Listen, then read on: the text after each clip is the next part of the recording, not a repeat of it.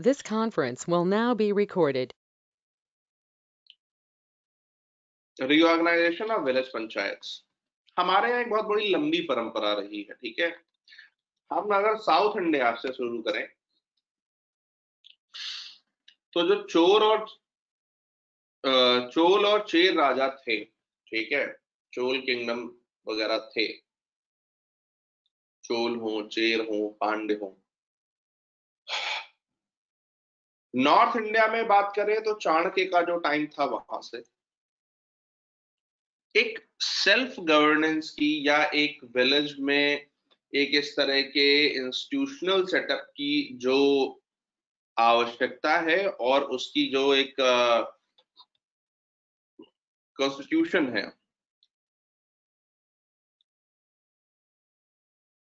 वो वहां हमेशा से रहा। ठीक है, क्यों? क्योंकि हमने हमेशा से ये रियलाइज किया था कि विलेजेस जो हैं वो बहुत इंपॉर्टेंट यूनिट हैं हमारी गवर्नेंस के। और इसमें से एक पॉइंट और भी है कि हमने ये देखा कि भाई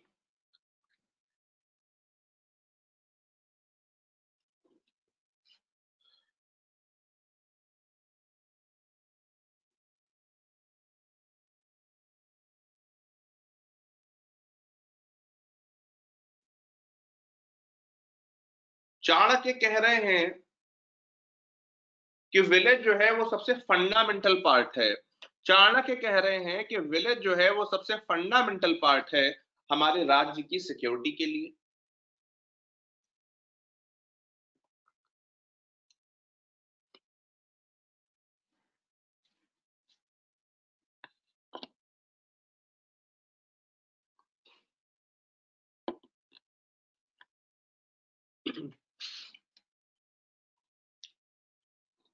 थोड़ा आगे बढ़ते हैं तो देखते हैं कि गांधी जी कहते हैं कि India is a rural civilisation.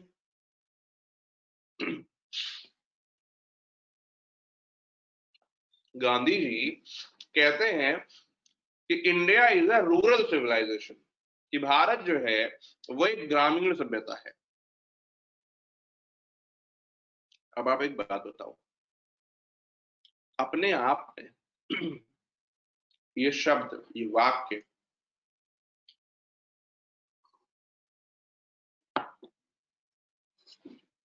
कितना बड़ा है कि India is a rural civilisation,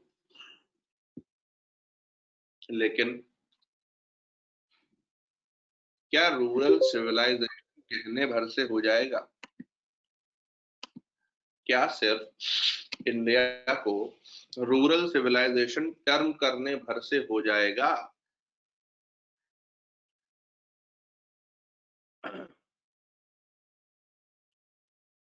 क्या हम ये रूरल सिविलाइजेशन हमारा बहुत लंबे समय तक सरवाइव करे, बहुत लंबे समय तक मजबूती से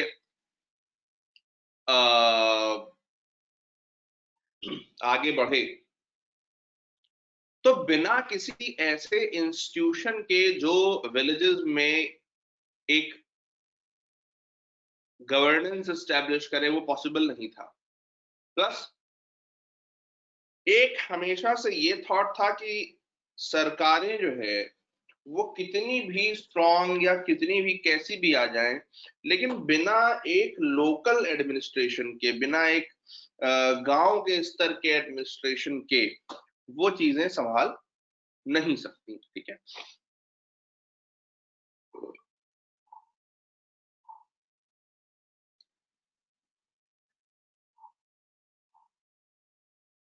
और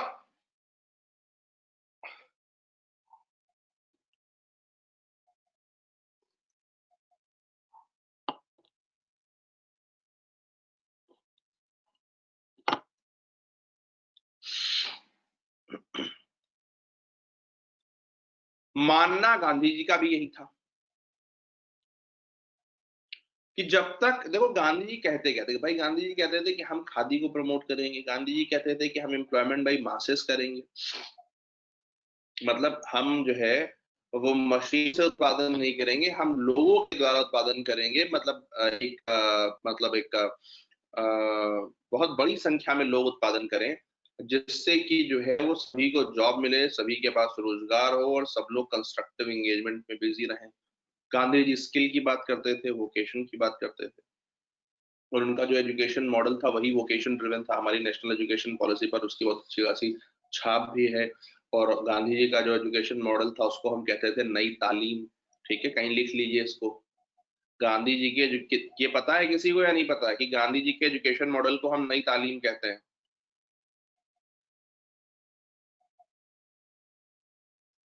अच्छा, तो गांधी जी के एजुकेशन मॉडल को जो है वो कहते हैं नई तालीम। ठीक है, तो तो एक तरफ ये सारी चीजें हैं कि जहां पर गांधी जी कह रहे हैं कि वोकेशन होनी चाहिए, प्रोडक्शन बाय मासेस होना चाहिए, जहां पर गांधी जी कह रहे हैं कि खादी वगैरह को प्रमोट करना है, जहां पर वो कह रहे हैं कि जो कल्चरल आपके वो हैं उनको प्रिजर्व करना है। और इन सब के लिए वो एक पनेशिया देते हैं, एक ऐसा सोल्यूशन देते हैं जो हर चीज को पा सके, और वो है कॉन्स्टिट्यूशन ऑफ विलेज पंचायत। अब सब लोग विलेज पंचायत समझते होंगे कि गांव के लेवल पर जो आपका एक इलेक्टेड रिप्रेजेंटेटिव होता है उसको जो है वो आप ग्राम प्रधान या सरपंच या मुखिया या विलेज हेड कहते हैं। ठीक है, the state shall take steps to organize village panchayats and endow them with such powers and authority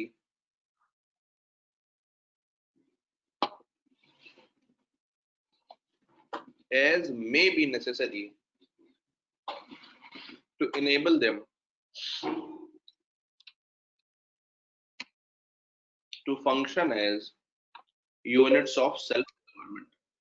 अब आप एक बहुत छोटी सी चीज है, आप गांधी जी का थॉट समझिए। और मैं इसको गांधी जी का थॉट क्यों बोल रहा हूं डीपीएसपी जबकि है ये आर्टिकल 40, क्योंकि ये जब हमारा directive principle of state policy बन रहा था या हमारा संविधान बन रहा था तो गांधी जी के कुछ विचारों की एक छाप उस पर थी। और जैसा कि मैंने अभी तक बताया आपको कि गांधी जी का जो एजुकेशन मॉडल था नई तालीम का, और उनके जो एक सर्टेन वेज थे कि हम वोकेशन को प्रमोट करेंगे, हम खादी को प्रमोट करेंगे, हम प्रोडक्शन बाय मासेस करेंगे, हम एक अपनी कल्चरल एफिनिटी रखेंगे, हम जो भी इस तरह की हमारी प्रॉब्लम्स हैं उसके लिए हम अपने लोकल लेवल पर जो है हमारी जो गवर्नेंस होगी उससे वो करेंगे। तो ये जो आर्टिकल 40 है, ये एक तरीके से गांधी जी के विचारों से या उनके उससे प्रेरित होकर के यहाँ पर डाला गया। ठीक है, और कहता क्या है ये? Organisation of village panchayat. ठीक है, कि भैया स्टेट ऐसे स्टेप्स लेंगे कि जिससे पंचायत जो है वो, और पंचायत को इस तरह की पावर्स और अथॉरिटी देंगे कि वो सेल्फ गवर्नमेंट की यूनिट की तरह फंक्शन कर सकें। ठीक है, अब यहाँ पर मेन खेल है दो शब्दों का। ठीक है, ये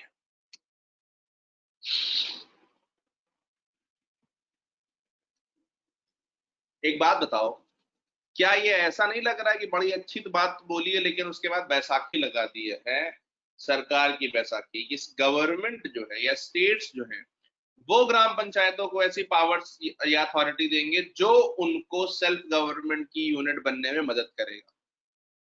यानी कि हमने डीपीएसपी में ग्राम पंचायत बनाने की बात कही और उसके बाद ये स्टेट पर एक वो कह दिया कि स्टेट उन्हें ऐसी पावर्स देंगे। हालांकि 1993 1994 में ये चेंज हुआ और हम एक कॉन्स्टिट्यूशनल अमेंडमेंट लाए जिसमें हमने कह दिया कि नहीं, ग्राम पंचायतें होंगी और उनकी ये पावर्स होंगी। ठीक है, लेकिन वहां पर भी बाय एंड लार्ज एक चीज कॉमन रही, वो क्या? कि पंचायत की पावर्स क्या होंगी ये अभी भी स्टेट डिसाइड करते हैं। मेरी बात समझना, पंचायत की पावर्स क्या होंगी ये अभी भी स्टेट डिसाइड करते हैं, लेकिन मुझे कुछ दिखाना है। एक बार जरा इसको पढ़ जाइए, नॉर्मली एक बार पढ़ जाइए जरा। एक जनरल इसकी एक बार इसको पढ़ जाइए, हालांकि इस पे हमारा बहुत लंबा डिस्कशन होना है, लेकिन फिर भी एक बार इसको जरा देखिए।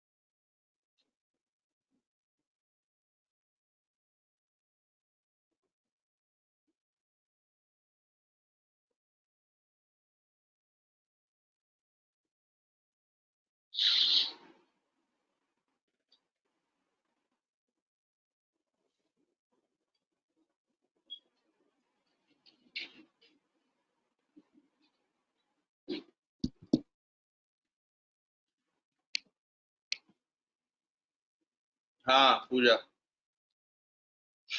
सर मैं कह रही थी कि आर्टिकल 243 जी में मेंशन तो है कि मतलब उनको वो पावर दी जाएगी जो कि इकोनॉमिक डेवलपमेंट और सोशल जस्टिस के लिए चाहिए, और 11th शेड्यूल में जो जो दिया हुआ है उन सबको अपहोल्ड करने के लिए चाहिए। तो फिर हम ये क्यों बोलते हैं कि सारी पावर जो हमने स्टेट गवर्नमेंट को दी हुई है, पंचायत को नहीं? अरे तो ये डिसाइड कौन करेगा कि कौन सी पावर चाहिए इसको इम्प्लीमेंट करने के लिए? अब इसको इम्प्लीमेंट करने के लिए देखा जाए तो फिर मतलब बहुत ही ऐसा हो जाएगा कि ये बहुत वेग सेंटेंस है ना कि इसको इम्प्लीमेंट करने के लिए जो पावर चाहिए, ठीक है, तो मतलब ऐसे तो ये क्या हम उनको फिशरी का कंट्रोल देने की बात कर रहे हैं क्या? तो वो सेंटेंस अपने आप में बहुत वेग है, ठीक है। अभी बात करते हैं इस पर डिटेल में। पढ़ लिया भाई?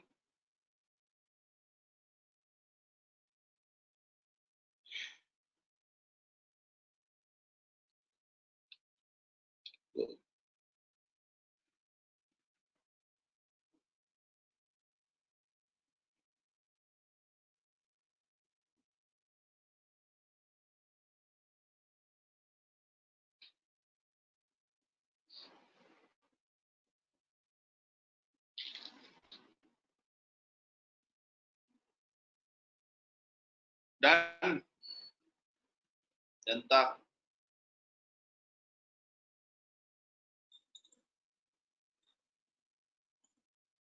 ठीक है, अब आप एक चीज समझो, ये क्या है जानते हैं? ये है ग्राम पंचायतों के वो काम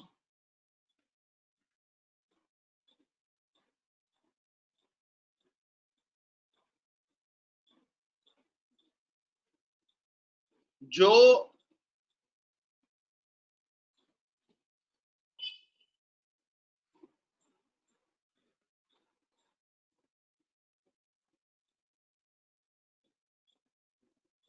संविधान ने ये कह दिया कि ये काम जो है वो ग्राम पंचायतों के होंगे, ये फंक्शंस ग्राम पंचायतों के होंगे।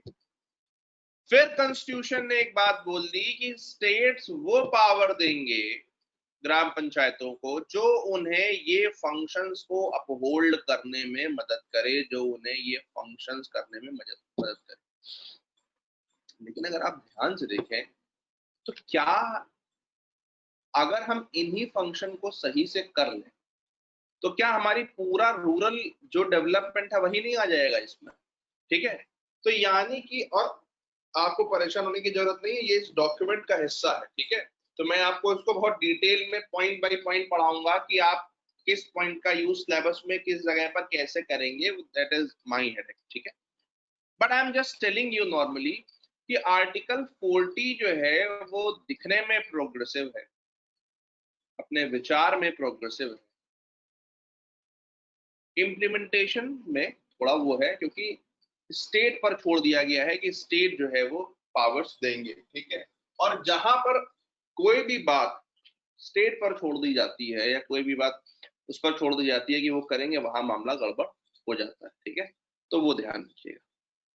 फिर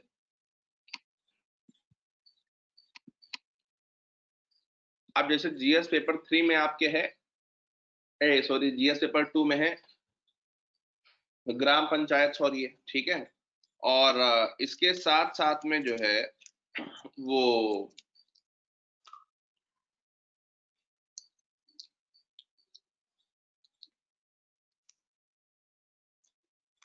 एक मिनट है,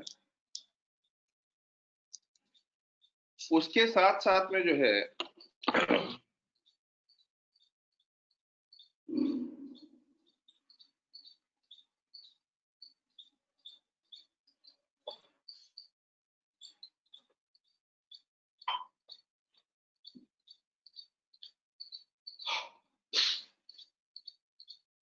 ऑप्शनल के पेपर 1 के पार्ट 2 में है ऑर्गेनाइजेशन ऑफ विलेज पंचायत।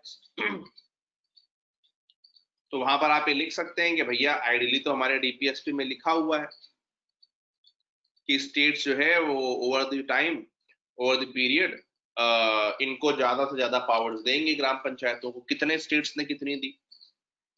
जैसे अगर आप ध्यान से देखें तो हरियाणा ने बीच में एक रूल निकाला था कि जो आपके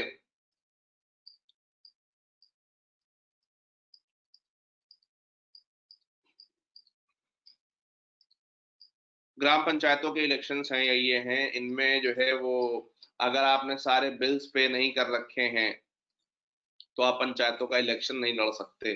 ठीक है, और फिर उसके बाद तो आइडिया क्या था कि एक ऐसा कैडर लाना ग्राम पंचायतों में जो थोड़ा सा प्रोबेबिलिटी हो, जिसके अंदर में जो मतलब अपनी पब्लिक लाइफ को सही से कंडक्ट कर रहा हो। उसके बाद फिर उन्होंने क्या इंट्रोड्यूस किया था या करने की कोशिश करी थी, ठीक है, कि सारे जो टैक्स कलेक्शन होंगे वो सारे टैक्स कलेक्शन की पावर जो है वो दे रही थी ग्राम पंचायतों को। हालांकि उसका बाद में विरोध हुआ और विड्रॉ भी हो गया था, लेकिन एक टाइम पर एक कोशिश ये हुई थी, ठीक है, कि जिसमें से ग्राम पंचायतों को जो है वो ज्यादा से ज्यादा टैक्स कलेक्शन की पावर दी जाए।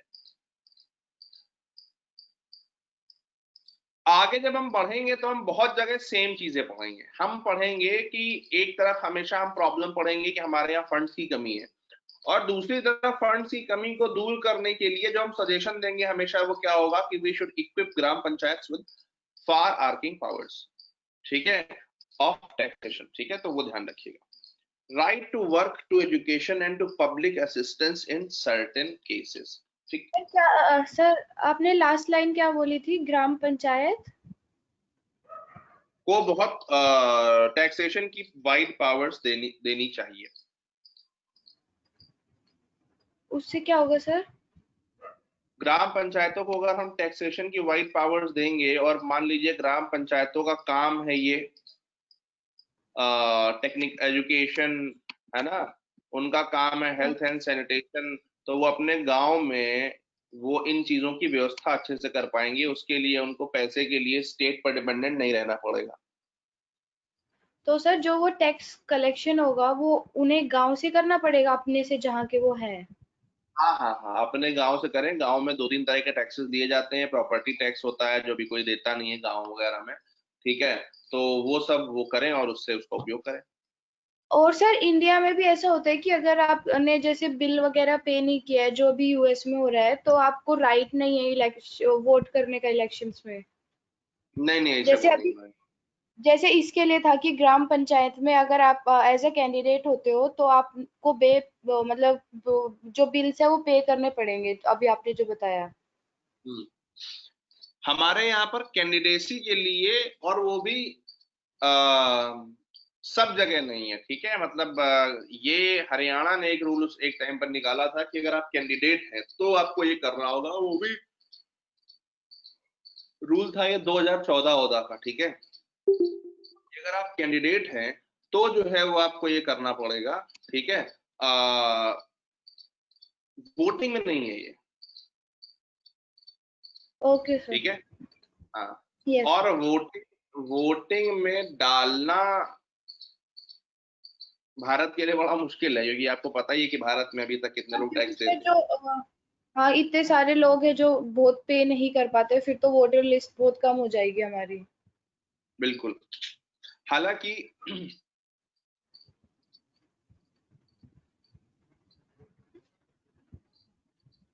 इस तरह के जो फोर्स वो होते हैं, उन्हें ओवर टाइम ही इम्प्लीमेंट करना चाहिए, उन्हें तुरंत इम्प्लीमेंट नहीं करना चाहिए। ठीक है, yes sir.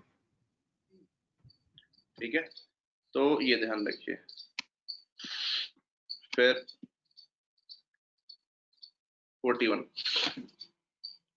Right to work to education and to public assistance in certain cases. एक बार इसकी हम लैंग्वेज पढ़ें, फिर मैं आपको कुछ दिखाना चाहता हूँ। जरा पढ़िए एक बार लैंग्वेज इसकी।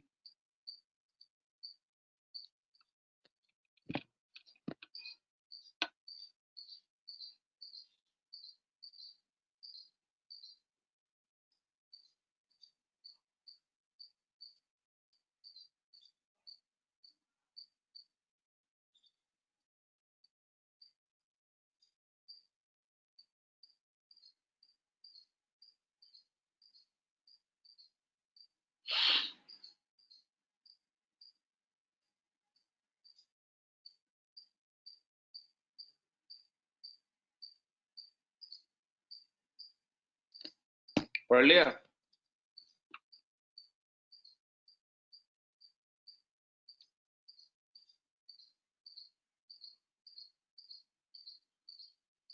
अब ये पढ़िए।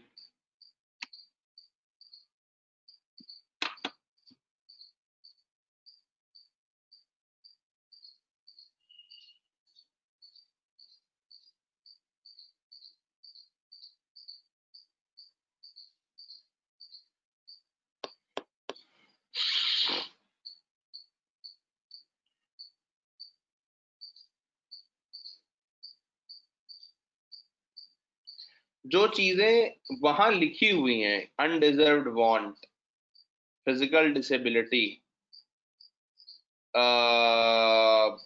एल्डरली एज, क्या ये सब वनरेबल सेक्शंस में नहीं आते हैं? क्या हम जब ये कह रहे हैं कि हमें वनरेबल सेक्शन को, क्या हम जब ये कह रहे हैं कि हमें वनरेबल सेक्शन को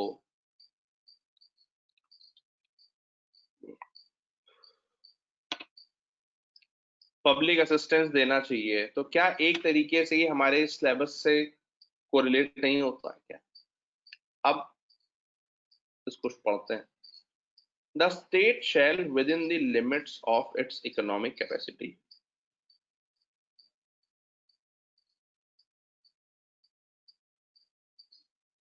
अगर आपको याद हो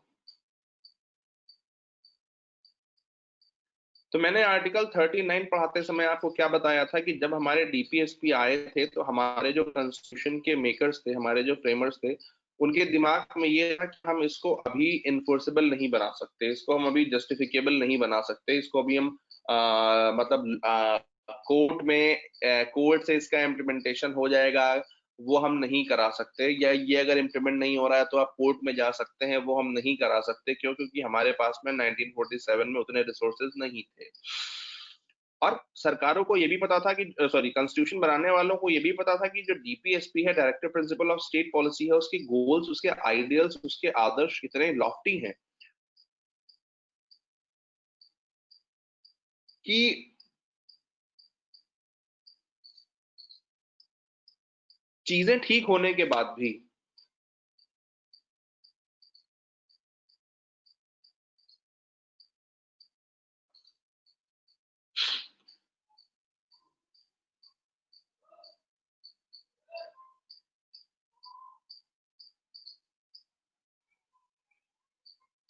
ये बड़ा मुश्किल होगा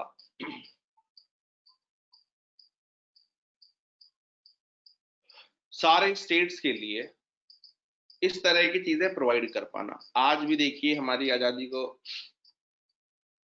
73 साल पूरे हो गए, 74वां हमने अपना बर्थडे मनाया अभी। क्या आज हर स्टेट की स्थिति ऐसी है कि वो इस तरह का असिस्टेंस दे सके? नहीं है। ठीक है, तो ये एक तो बहुत क्लियर सी चीज समझनी होगी कि जब भी कभी आपसे ये सवाल पूछा जाए, जैसे इकोनॉमी में अक्सर ये सवाल पूछा जाता है या पूछने की संभावना होती है कि fiscal prudence versus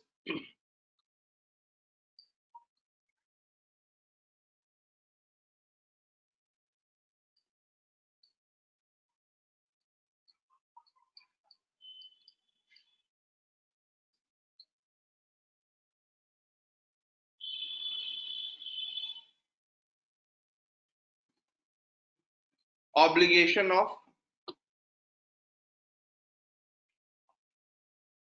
social welfare, इनमें से हमें किसे अपहोल्ड करना चाहिए कि हम फिस्कली जो है वो प्रूडेंट हो, यानी कि हम सोच समझ करके खर्चा करें, या फिर जो है वो हमारा जो सोशल वेलफेयर का आइडियल है हम उसको मतलब उसको आगे बढ़ाएं।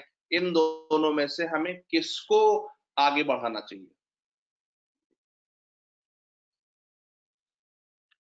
जब भी कभी इस तरह के आइदर और वाले सवाल आए कि ये या फिर ये, ठीक है, जब भी कभी इस तरह के आइदर और वाले सवाल आए कि ये या फिर ये, उस स्थिति में आपके लिए बेस्ट वे क्या होता है? Middle path.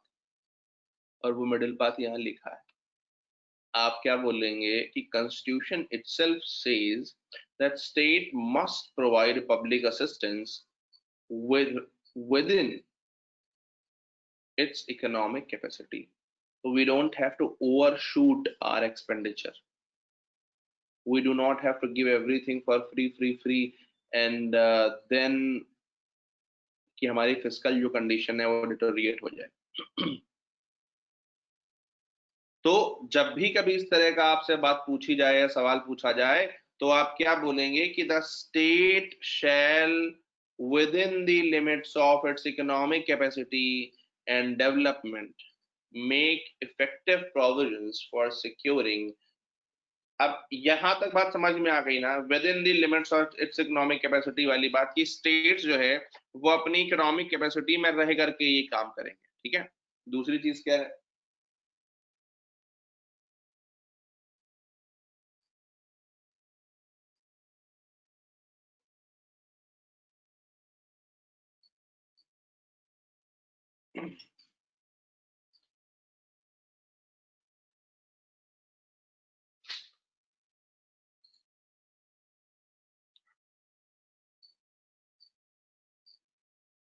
दूसरी चीज क्या है?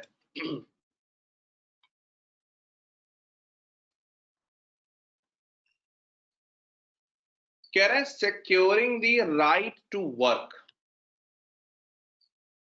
To education and to public assistance in cases of unemployment, old age, sickness and disablement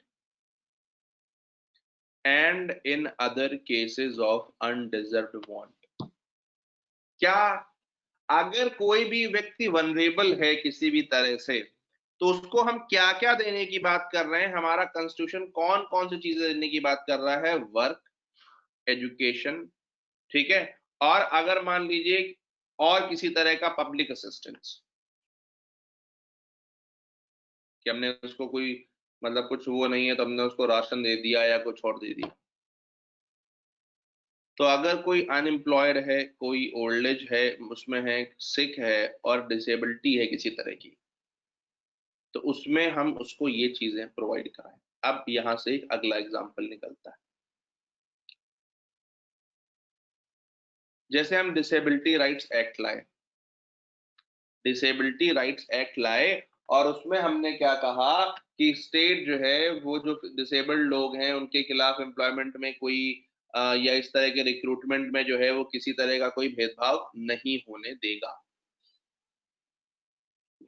जब हमने ये बोला तो क्या ऑटोमेटिकली हम आर्टिकल 41 को अपहोल्ड नहीं कर रहे हैं? हाँ या ना? क्या हम उनके लिए वर्क नहीं इंश्योर कर रहे हैं? बताइए, ठीक है।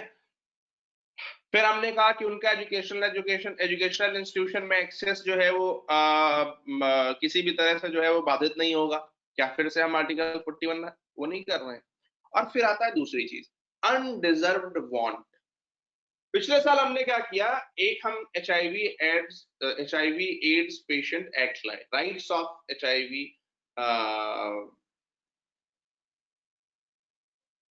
पेशेंट एक्ट करके, कि जो HIV पॉजिटिव लोग हैं उनके क्या राइट्स हैं, या उनको उनके साथ में लोग कैसे डील करेंगे। और दिस हैपेंड लास्ट ईयर, ठीक है। बताइए क्या ये बहुत लिबरल चीज नहीं है?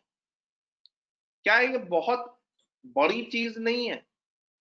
वो HIV जो एक टाइम पर इतना बड़ा स्टिग्मा होता था, जिसके बारे में लोग बात नहीं करते थे, ठीक है, और उसके बारे में गवर्नमेंट का एक एक्ट लाना और उस एक्ट में पूरा ये बताना कि जो HIV पीड़ित लोग हैं उनके ये उनके राइट्स होंगे या ये होंगे, कितनी बड़ी बात है अपने आप में।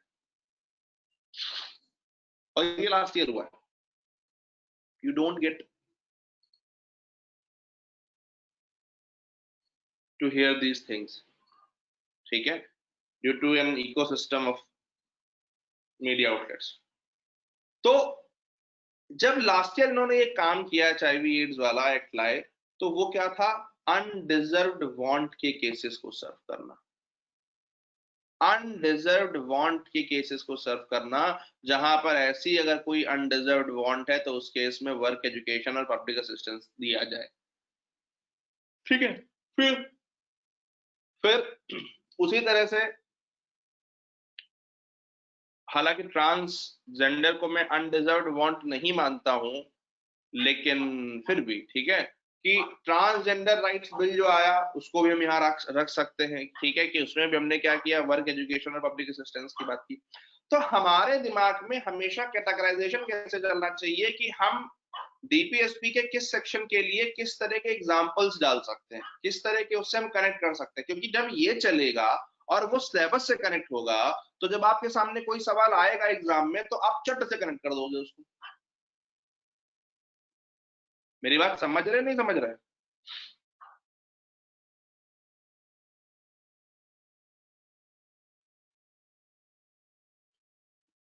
क्या कह रहा हूं मैं, दोबारा बोलूं क्या? समझ नहीं आई क्या बात? बिल्कुल आप लोग तो बिल्कुल हवा हो गए। सोनम क्या हो गया?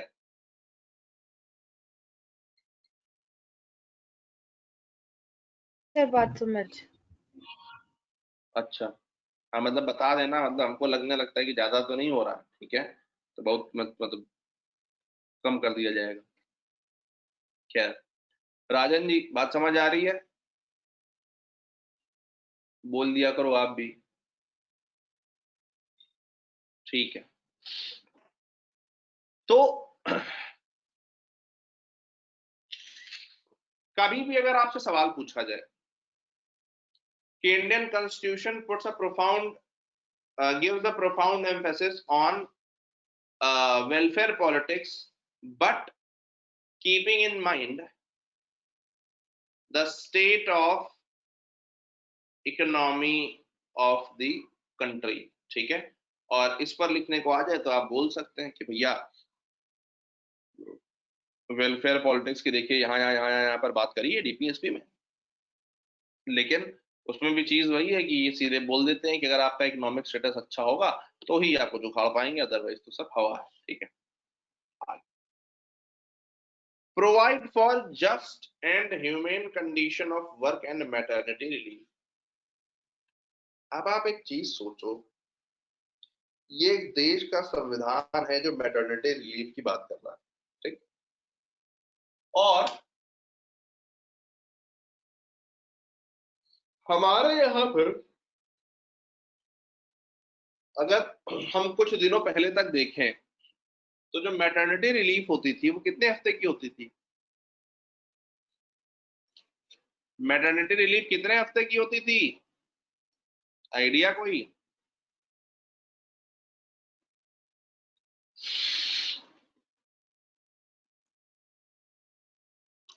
12 हफ्ते की मैटरनिटी रिलीफ होती थी, ठीक है, और अब उसको हमने मैटरनिटी रिलीफ एक्ट जो हमारा आया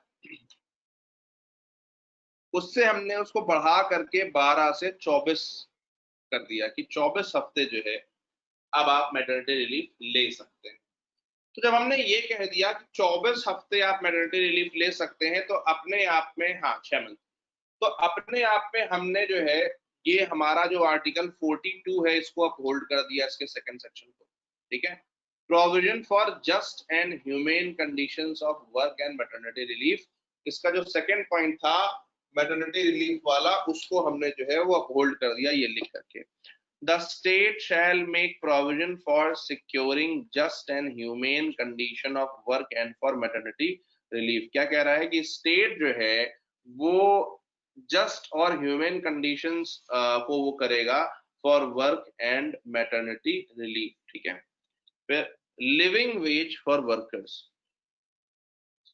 और इसमें एक दूसरी चीज ये भी थी कि जस्ट एंड ह्यूमेन कंडीशन, ठीक है, कि एक ऐसी स्थिति जो सूट करे किसी भी डिग्निटी, किसी भी इंडिविजुअल की डिग्निटी को, कोई वहां पर रह करके काम कर सके, उसके हेल्थ के लिए हैजार्डस ना हो, प्लस उसके ऐसा भी ना हो जो हमारे आर्टिकल 39E में लिखा हुआ था कि उसकी मतलब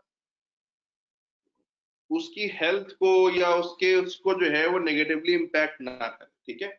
तो कभी भी मान लीजिए लेबर लॉस पर सवाल आता है या वर्कर सेफ्टी पर सवाल आता है, ठीक है, तो आप क्या कर सकते हैं, ये आर्टिकल 42 का, it is the duty of state to provide for just and humane conditions of work. It is the duty of state to provide for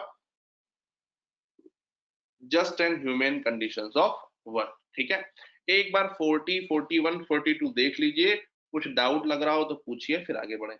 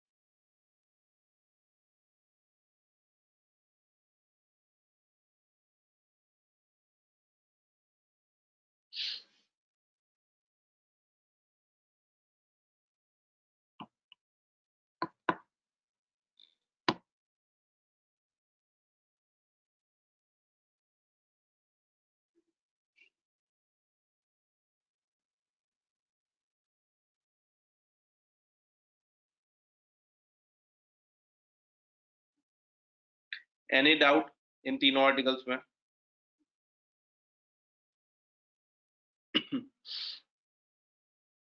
right, अब आगे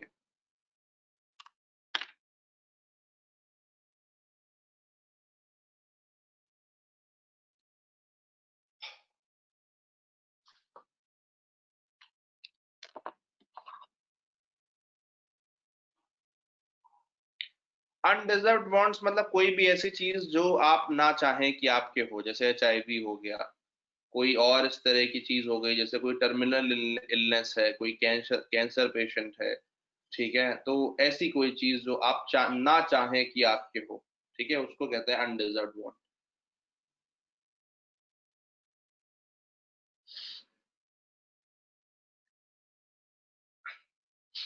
living wage for workers, the state shall endeavor to secure by suitable legislation और economic organization।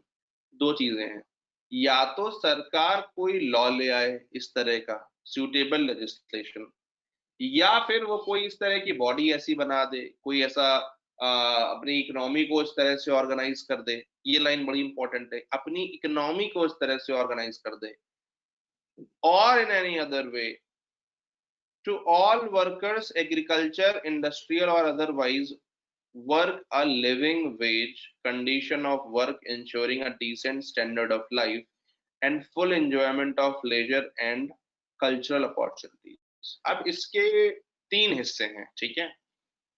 पहला तो एक मैंने बता दिया कि चलो सूटेबल लेजिस्लेशन की, सरकार ने कहा कि भैया हमारे देश में जो है वो मिनिमम वेज जो है वो 200 रुपया होगा एक दिन का, और मतलब वो एक ये चीज है कि भाई उन्होंने पर घंटे आपका कुछ निर्धारित कर दिया कि इस तरह के वोकेशंस वालों को पर घंटे कम से कम इतने पैसे मिलने हैं, उनके घंटे की वैल्यू इतनी होगी, उस तरह से सरकार ने कर दिया, एक लॉ ले आए। दूसरा है कि वो अपनी इकोनॉमी को इस तरह से ऑर्गेनाइज करें, ठीक है, कि हमारी इकोनॉमी एक बार इस तरह से ओपन हो जाए, हमारी इकोनॉमी एक बार इस तरह से ओपन हो जाए कि हमको ये लगने लगे कि यार कंपटीशन की वजह से और दूसरी चीजों की वजह से हमारी जो स्किल है वो इस मिनिमम इतना उससे रिवॉर्ड हो रही है। और होता क्या है कि जब आपके इकोनॉमी में एक इकोनॉमिक स्टेटस लोगों का ऊपर होता है, जैसे जैसे आपका इकोनॉमिक स्टेटस ऊपर उठता जाता है तो वैसे वैसे लोगों की सैलरी भी बढ़ती जाती है, ठीक है, क्योंकि आपकी कंट्री में जनरली पैसा बढ़ रहा होता है। तो या तो लेजिस्लेशन से या इस तरह के इकोनॉमिक ऑर्गेनाइजेशन से करे क्या, दो चीजें। पहला, एक लिविंग वेज इंश्योर करें। लिविंग वेज का मतलब क्या होता है? लिविंग वेज का मतलब होता है एक ऐसा वेज जो आपको एक डिसेंट लाइफ, एक ऐसा वेतन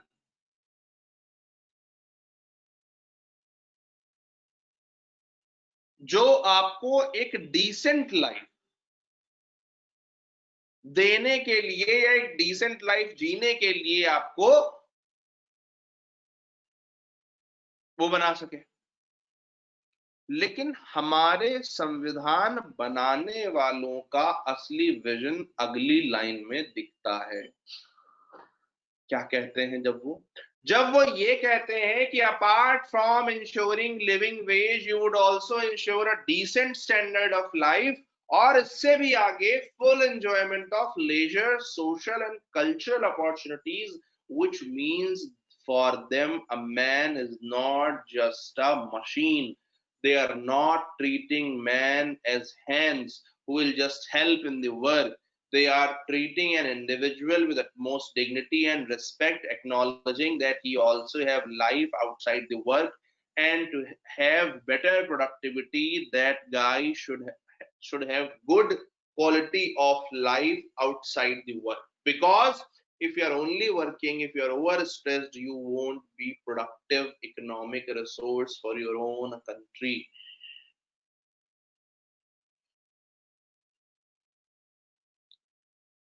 So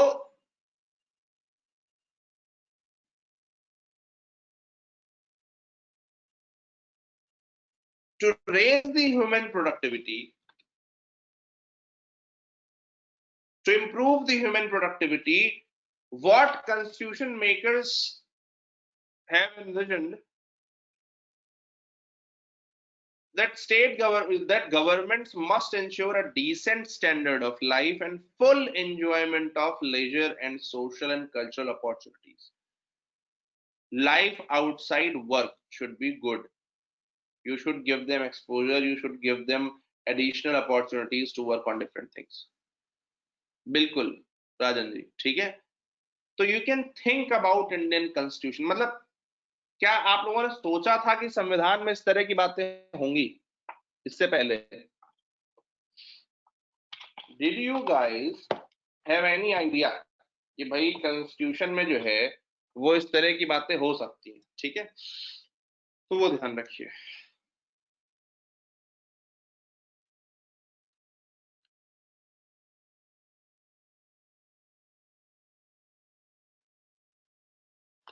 चलिए, the state shall endeavor to promote cottage industries as an individual or cooperative basis in rural areas. Cottage industry क्या होती है? जहां पर 10 से कम लोग काम कर रहे हो, छोटी इंडस्ट्रीज जो होती है। क्या कह रहे हैं? कह रहे हैं स्टेट जो है shall endeavor to promote cottage industries on an individual or cooperative basis in rural areas. क्यों? गांधी जी क्या कहते थे? Production by masses. Gandhi ji क्या कहते थे? छोटे छोटे उद्योग हर गांव में लगने चाहिए। गांधी जी क्या कहते थे? हमारा इंडिया एक रूरल सिविलाइजेशन है। गांधी जी क्या कहते थे? कि हमें भारत के गांवों को वापस से सेल्फ डिपेंडेंट बनाना है। भारत के गांव एक रिपब्लिक के जैसे होने चाहिए, वहां से संपत्ति समृद्धि वापस आए, वहां से बाहर ना जाए। ये सब कब होगा? ये सब कब होगा?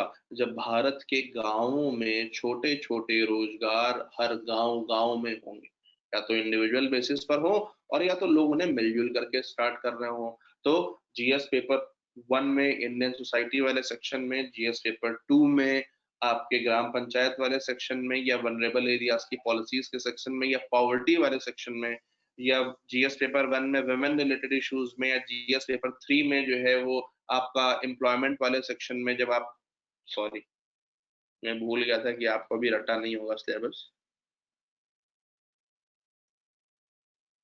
जीएस पेपर 3 में इंडियन इकोनॉमी वाला जो सेक्शन है एंड एम्प्लॉयमेंट, ठीक है, उसके अलावा जो एग्रीकल्चर रिलेटेड और फूड प्रोसेसिंग रिलेटेड बिजनेसेस हैं, ठीक है, क्योंकि जनरली जो है इनमें बहुत काम हो सकता है गाँव में।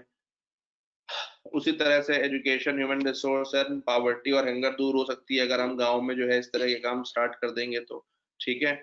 और उसके बाद में ये जो अर्बनाइजेशन की दिक्कत है हमारे यहाँ पर, ठीक है, आप समझिए यूपीएससी अर्बनाइजेशन को चैलेंज की तरह ले रहा है, प्रॉब्लम की तरह ले रहा है, ठीक है। तो अर्बनाइजेशन की जो प्रॉब्लम है हमारे यहाँ पर, हम उसको भी टैकल कर सकते हैं और पॉपुलेशन रिलेटेड इश्यूज को भी हम टैकल कर सकते हैं। क्या ये बात समझ आती है? क्या सिलेबस आपको ऐसे रटा हुआ है जैसे मैं आपको बता रहा हूँ? क्या आपको ये समझ में आता है कि सिलेबस क्यों रटा होना चाहिए? पहले मतलब बेसिक सवाल तो ये है।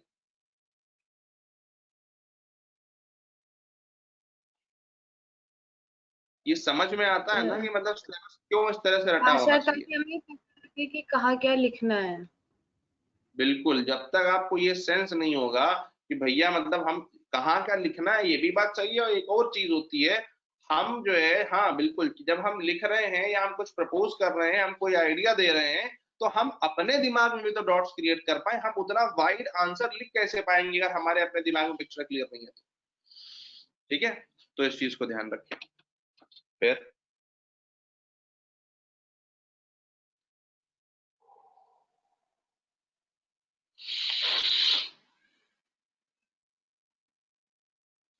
43A, this was one article which hurt the development of economy more than helping in any way, ठीक है। क्या है?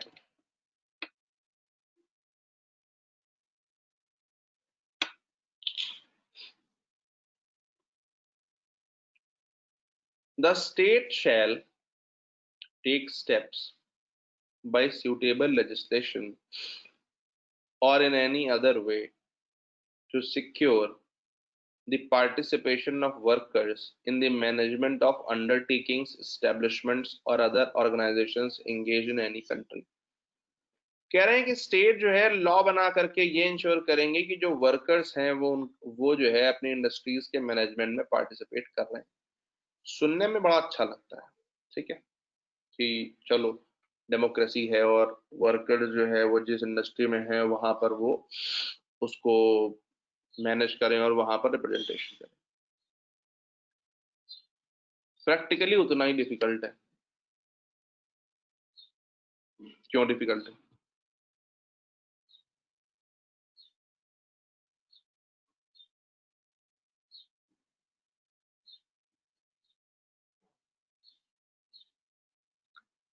क्या लोग, मतलब मान लीजिए कि इंडस्ट्री में 1000 लोग हैं, तो क्या वो 1000 के 1000 वहां जाके बैठेंगे? नहीं। होगा कौन? उनके रिप्रेजेंटेटिव, उनके लीडर। और जब बात आ जाती है रिप्रेजेंटेटिव की या लीडर की, तो हो जाता है पॉलिटिसाइजेशन, ठीक है, क्योंकि उस बंदे की अपने कुछ एम्बिशंस होते हैं, वो कुछ और अचीव करना चाहता है इन चीजों के थ्रू। तो उसकी वजह से क्या होता है कि वो इंडस्ट्री और वर्कर उन दोनों के राइट्स को या उन दोनों के पॉइंट ऑफ व्यू को भूल करके वो अपना पॉइंट ऑफ व्यू या अपनी चीजें इम्पोज करने की कोशिश करने लगता है। और फिर जब बातें नहीं मानी जाती हैं तो उसके लिए जो है वो 10 तरीके की चीजें, कि हम हड़ताल कर देंगे, हम स्ट्राइक कर देंगे, हम ये कर देंगे, हम वो कर देंगे, वो चालू हो जाता है। जिससे होता क्या है कि आउटपुट गिरता है हमारी इंडस्ट्रीज का। और प्लस एक चीज और है कि जो भाई बाहर कंपनी बैठी है, कोई गूगल है, कोई माइक्रोसॉफ्ट है, कोई और इस तरह की मैन्युफैक्चरिंग कंपनी है जो इंडिया में आना चाहती है, उसको लगता है कि भाई यार ये सब यहाँ क्या चल रहा है। बिल्कुल अमिताभ बच्चन वाली खुली वाली फाइट चल रही है कि वो तुम जो है वो हमारे मील के क्या कहते थे उसको, लेबर यूनियन के प्रेसिडेंट हो, मजदूर यूनियन के, ठीक है, हम तुमसे लड़ाई कर रहे हैं, बिल्कुल डिसुम डिसुम हो रही है। कहने का मतलब क्या है कि दीज वर दी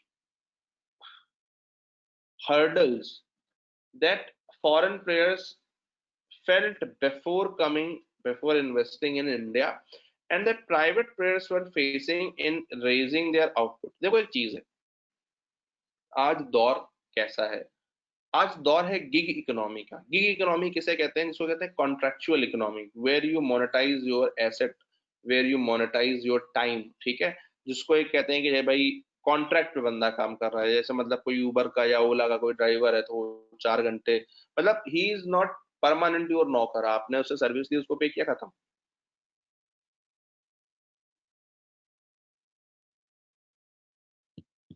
तो कंट्रेक्चुअल इकोनॉमी में या गिग इकोनॉमी में सबसे इंपॉर्टेंट चीज क्या होती है? स्किल होनी चाहिए आपके पास में। अगर आपकी स्किल है तो आपको अच्छा माना जाएगा और आपको आगे से आगे जो है वो जॉब्स और ये सारी चीजें मिलेंगी। अब समस्या यहाँ पर ये आती है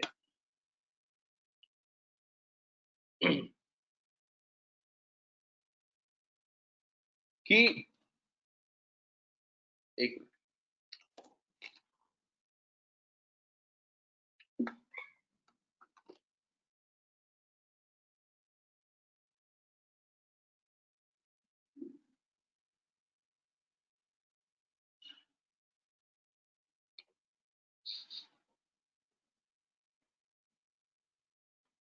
तो ये प्रॉब्लम ये है हमारे साथ में कि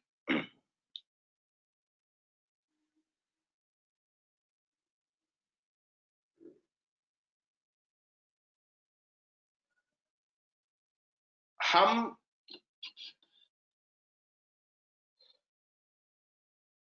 एज अ कॉर्पोरेट, अगर हमारे पास में ये फ्रीडम नहीं है कि हम किसी को भी हायर या फायर कर सकें उसकी स्किल के आधार पर, तो क्या हम बहुत दूर तक जा पाएंगे? क्या हम बेस्ट ह्यूमन रिसोर्स को यूज कर पाएंगे? क्या हमारा जो ह्यूमन रिसोर्स होगा वो बेस्ट होगा? क्या हम सबसे प्रोडक्टिव लोगों का यूज कर पाएंगे? मतलब मैं मान लीजिए कंपनी चला रहा हूं और मुझसे ये बोला जाए भाई तुम्हें तो इन 10 लोगों को रखना ही रखना है, तुम इन्हें हटा नहीं सकते, चाहे वो जैसा काम कर रहा हो। क्या मतलब है मेरे लिए भैया? मैं 10 की जगह 1 को रख सकता हूँ, मैं उससे काम करा सकता हूँ, है ना? तो वो चीज ध्यान रखिए। Promotion of cooperative society, the state shall, अच्छा सॉरी, तो 43A खत्म नहीं हुआ अभी। तो 43A was more of a obstruction to the industry.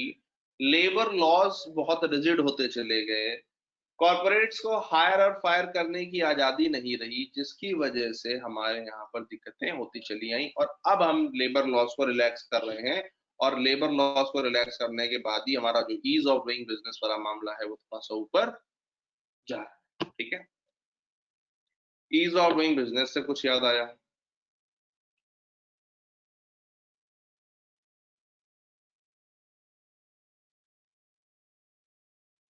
Ease of doing business से कुछ याद आया? क्या याद आया?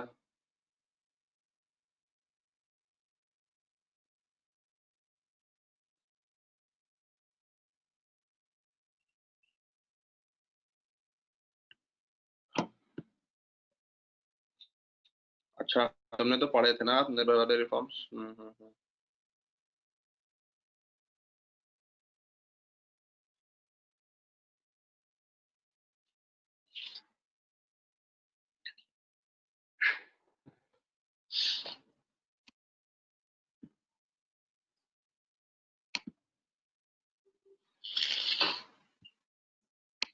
ये हमारी ईज ऑफ डूइंग बिजनेस की वो है, ठीक है, रिपोर्ट।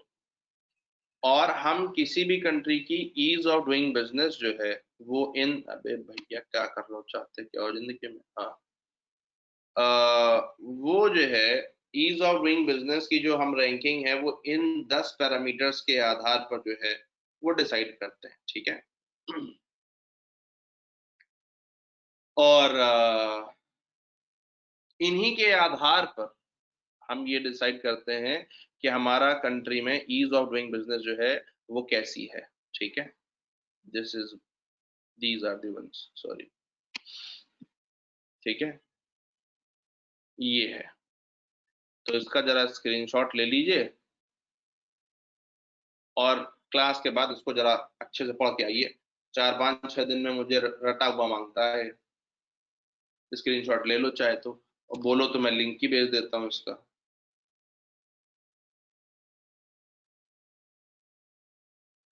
अच्छा, आप लोग अभी पे नहीं है, ओके। चलिए, मैं शान वाले चैनल पे भेज दिया, ठीक है।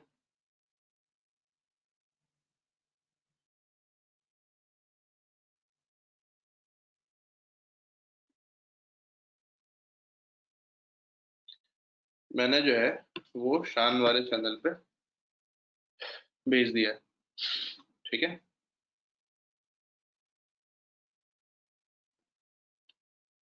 तो ये याद रह जाएगा। स्कोर वगैरह ये कैसे समझ आएगा सर? आए क्या क्या क्या? जैसे स्कोर जो इन्होंने दिया हुआ है 81.6, 78.7, ये सब कैसे है? वो नहीं समझना, तुमको सिर्फ हेडिंग पढ़नी है, ठीक है सर। ठीक है। स्कोर हमारा वो नहीं है, ठीक है।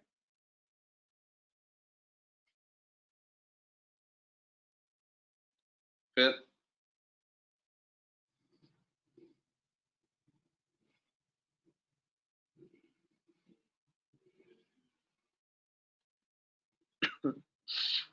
ठीक है,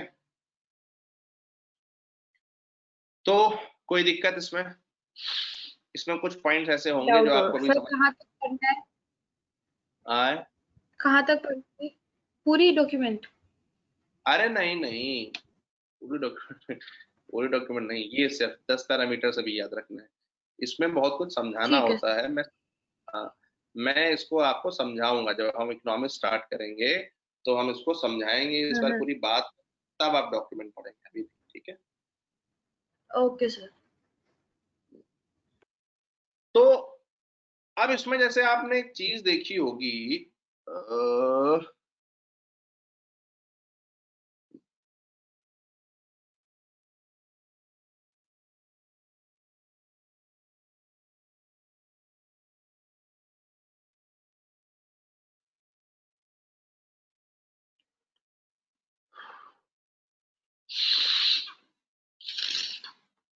ये स्टार्टिंग अ बिजनेस, ठीक है। और इसके साथ साथ में एक ये एडिशनल चीज होती है, employing workers, flexibility in employment regulation and redundancy cost, ठीक है। जो directly ease of doing business ranking का हिस्सा नहीं है, ठीक है, लेकिन किसी भी कंट्री की प्रोफाइल को जज करते टाइम पर हम ये ध्यान रखते हैं कि वहां के जो लेबर लॉज हैं वो कितने फ्लेक्सिबल हैं और कितना वहां पर जो है वो इस तरह की व्यवस्थाएं हैं, ठीक है, कि आप कैसे उनको हायर या फायर कर सकते हैं। क्योंकि देखो, अगर ये नहीं है तो आप ना, आप क्वालिटी वर्कफोर्स को हायर ही नहीं कर पाओगे। आपको जानबूझ करके या मतलब आपको मजबूरी में जो है वो इस तरह के लोगों को रखना पड़ेगा अपने साथ में जो बहुत ज्यादा प्रोडक्टिव नहीं है, ठीक है। तो ये ध्यान रखिए। फिर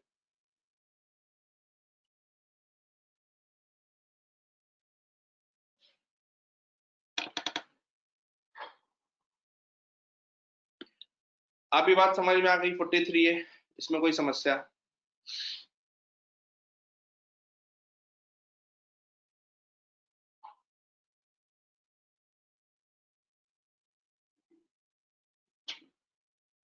सर, मैनेजमेंट ऑफ अंडरटेकिंग का एग्जैक्ट मीनिंग क्या है यहाँ पे?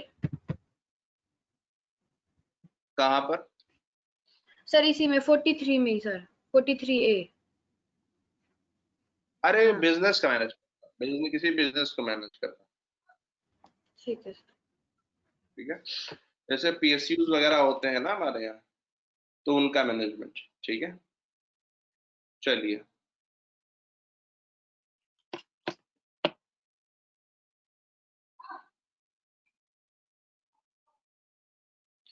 प्रमोशन ऑफ कोऑपरेटिव सोसाइटी, अब ये क्या होती है? कितने लोग कोऑपरेटिव सोसाइटी समझते हैं? चलिए आपको एक कहानी सुनाते हैं। 1946, 1946 सरदार पटेल साहब और Morarji Desai, all the workers can't take part in the management, so does it mean that the workers leader? हाँ वो होता ही है राजन जी, बिल्कुल ठीक है, यही होता ही है, और फिर वो मनमानी भी चलाता है, ठीक है। 1946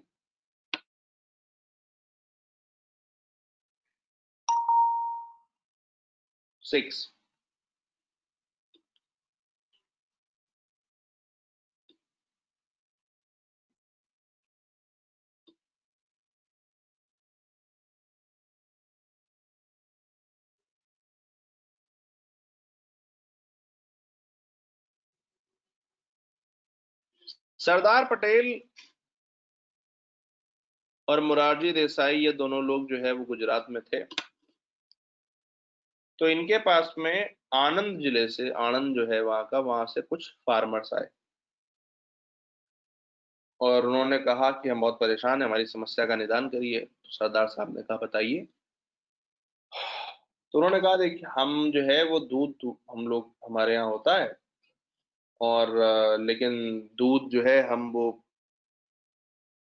कर तो लेते हैं, लेकिन उसके बाद जो बेचने वाला है वो हमसे सही दाम में खरीदता नहीं, हमको धमकियां देता है, कहता है कि मार्केट में पैसा नहीं मिल रहा है और हमको उसके बदले में ठीक पैसा नहीं देता है, हम बड़ा परेशान। तो सरदार साहब ने कहा इसमें परेशान होने जैसी कोई बात नहीं है। बोले क्यों? बोले भाई देखो, परेशान होने जैसी बात इसलिए नहीं है, परेशान होने वाली बात इसलिए नहीं है क्योंकि इसका सोल्यूशन तो आप ही के पास है। आपको क्या करना है कि 10-12 लोगों की एक टीम बना लेनी है। आपके साथ अभी दिक्कत क्या है कि आप 10 लोग एक ही काम कर रहे हो, प्रोडक्शन।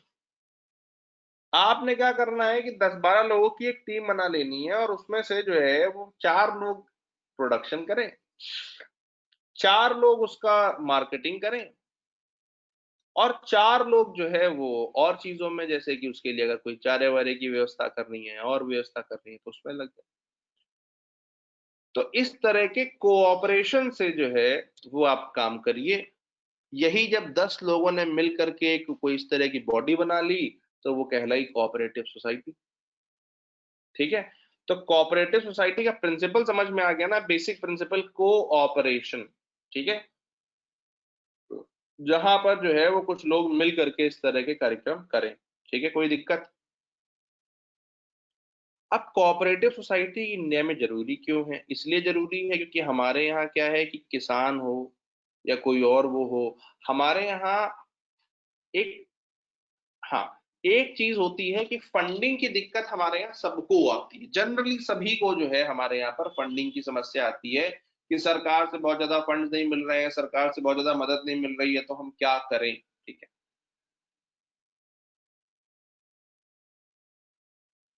तो वैसी स्थिति में अगर आप अपने रिसोर्सेस पूल कर सकेंगे और अपने रिसोर्सेस पूल करके जो है वो आप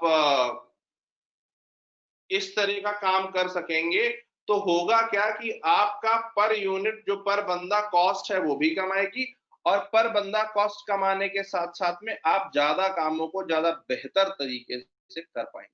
यस और नो?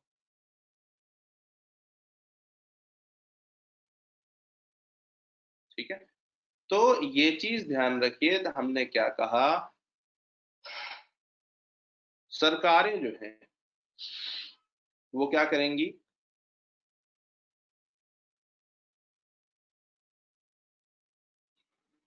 कोऑपरेटिव सोसाइटी के वॉलंटरी फॉर्मेशन को, उनके ऑटोनोमस फंक्शनिंग को। अब ऑटोनोमस फंक्शनिंग होनी चाहिए, ऐसा ना हो कि उसमें जो है वो कोई जबरदस्ती घुसा जा रहा है और वो बहुत सरकार बहुत दबा रही है या बहुत कोई कंट्रोल किया जा रहा है, ठीक है। डेमोक्रेटिक कंट्रोल होना चाहिए सभी लोगों के बीच में, यानी कि किसी एक की बपौती ना बने, और प्रोफेशनली मैनेज हो कोऑपरेटिव सोसाइटी, ठीक है, नहीं, ठीक है, और प्रोफेशनली वो मैनेज करे, ठीक है। तो ये ध्यान रखिएगा। फिर अब आते हैं अगली टॉपिक पर। यहाँ बड़ी कहानी है, यूनिफॉर्म सिविल कोड। एक चीज इमेजिन करिए, चलिए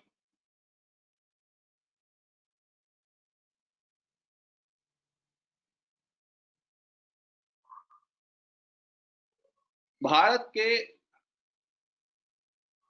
कॉन्स्टिट्यूशन असेंबली की डिबेट चल रही है। बहुत बड़े लोग हैं, मतलब सरदार साहब हैं, मौलाना अबुल कलाम आजाद साहब हैं, अंबेडकर जी हैं, नेहरू जी हैं, कृपलानी हैं, श्यामा प्रसाद मुखर्जी, राजेंद्र प्रसाद अध्यक्षता कर रहे हैं, आयंगर हैं, कृपलानी है, मतलब एक एक बिल्कुल आप समझिए, मतलब ज्ञान का भंडार है। मैं बोल रहा हूं तो मेरे रोंगटे खड़े हो रहे हैं, ठीक है। और ऐसे माहौल में डिबेट चल रही है। डिबेट क्या चल रही है? डिबेट ये चल रही है कि साहब भारत क्या है? क्या भारत हिंदू, मुस्लिम और सिख या इन समुदायों का एक कलेक्शन भर है, या भारत एक राष्ट्र है? क्या भारत को हम सिर्फ इन आधारों पर तोड़ देंगे कि वो कुछ समुदायों का, कुछ ग्रुप्स का एक कोलैबोरेशन भर है और उसमें से हम अलग अलग ग्रुप्स के लिए अलग अलग तरीके के लॉस बनाएंगे? या एक वो भारत होगा जहां पर जो है वो हर जाति, हर धर्म, हर संप्रदाय, हर भाषा बोलने वालों के लिए एक सेम तरह के लॉज होंगे, सेम तरह की यूनिफॉर्मिटी होगी? इस बात पर वहां बहस चल रही है। और जैसा मैंने बताया, इतने बड़े लोग, सरदार साहब, नेहरू जी, सब लोग डिबेट चल रहे।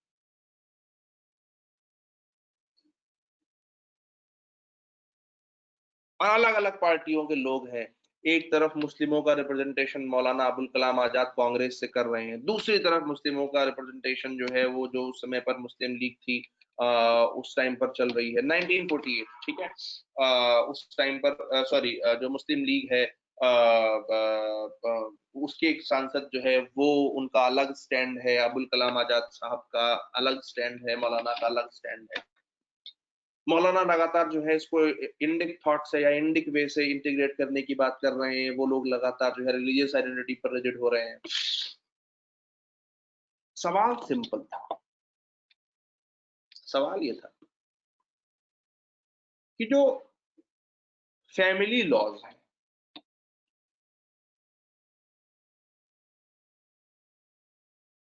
शादी के, डाइवोर्स के, सक्सेशन के,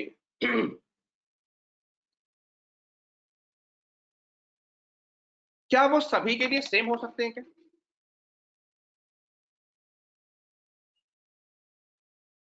बिल्कुल, बिल्कुल, मैं अभी आ रहा हूं उस पर, ठीक है। कुछ और भी कहना चाहते हैं तो आप बोल लीजिए राजन जी, फिर मैं वापस आऊं।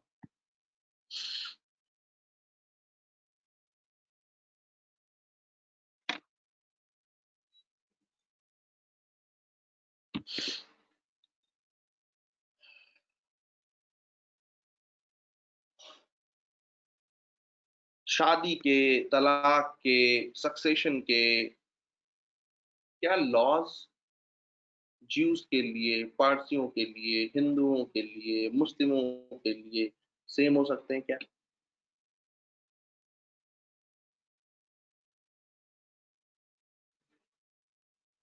दो तरह की लाइंस थी, दो तरह के थॉट्स थे। पहला थॉट क्या था?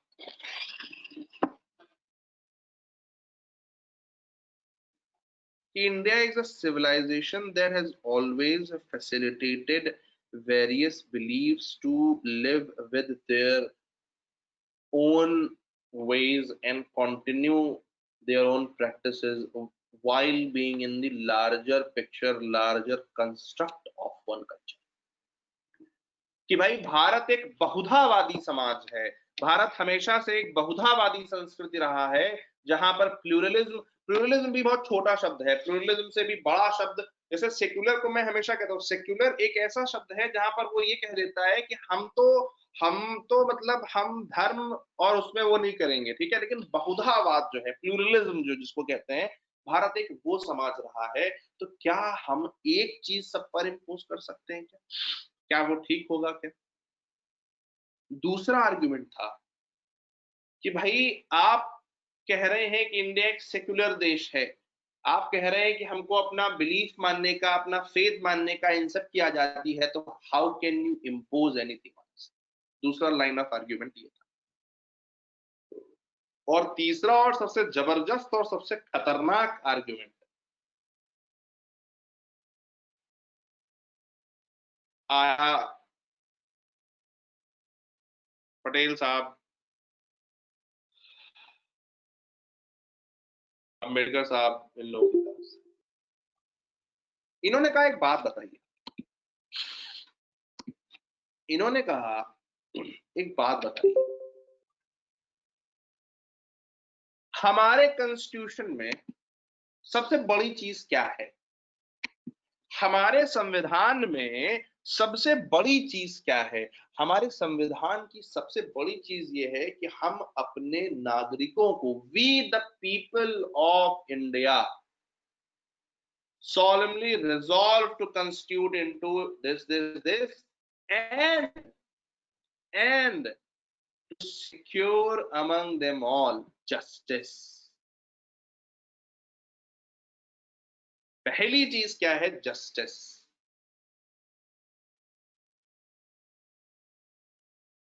और उसके बाद आता है कि लिबर्टी, फेथ, बिलीफ। तो उन्होंने ये कहा कि पहली चीज ये कि कोई भी इस तरह की प्रैक्टिस जो कि संविधान की जो बेसिक फंडामेंटल राइट्स हैं एक इंडिविजुअल के, ऐसी कोई भी रिलीजियस प्रैक्टिस अगर हमारे इस तरह के किसी भी फंडामेंटल राइट से या इस तरह की एक इंडिविजुअल के किसी जस्टिस के उससे कि हम किसी भी इंडिविजुअल के मतलब हम किसी भी इंडिविजुअल को वो हर्ट कर रही है एक तरीके से, या जो उसकी एक फंडामेंटल कुछ राइट्स हैं जो बेसिक उसके कॉन्स्टिट्यूशन में दिए गए हैं, वो मैं जब पढ़ाऊंगा तब मैं बताऊंगा, right to equality, right to liberty, वो सब क्या है वो पढ़ाऊंगा। लेकिन फिलहाल इसलिए समझिए, इतना समझ लीजिए कि हमारे संविधान ने हर इंडिविजुअल को कुछ बेसिक राइट्स दिए हैं, ठीक है? जो हमारे संविधान ने हर इंडिविजुअल को कुछ बेसिक राइट्स दिए हैं, वो राइट्स के अगेंस्ट में अगर कोई भी रिलीजियस प्रैक्टिस जाएगी तो we can get rid of that religious practice. हमारा सेक्युलरिज्म ये है। इसीलिए मैं कहता हूं, और मैंने पहले दिन कहा था जब मैंने प्रीएम्बल पढ़ाया था, कि हमारा रिफॉर्मेटिव सेक्युलरिज्म है, और ये this set the ball rolling.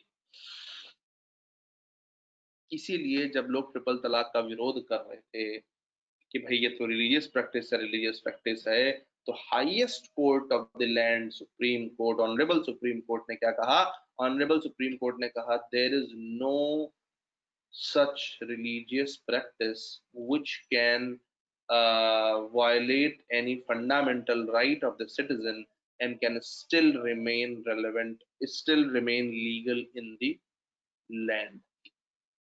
कि अगर कोई भी चीज ऐसी है जो किसी भी देश के किसी भी नागरिक के फंडामेंटल राइट का वायलेशन कर रही है, तो फंडामेंटल राइट का वायलेशन करने के बाद में वो नहीं रह सकती हमारे यहाँ पर। तो क्या क्या क्या कह रहे थे अंबेडकर साहब, क्या कह रहे थे पटेल जी?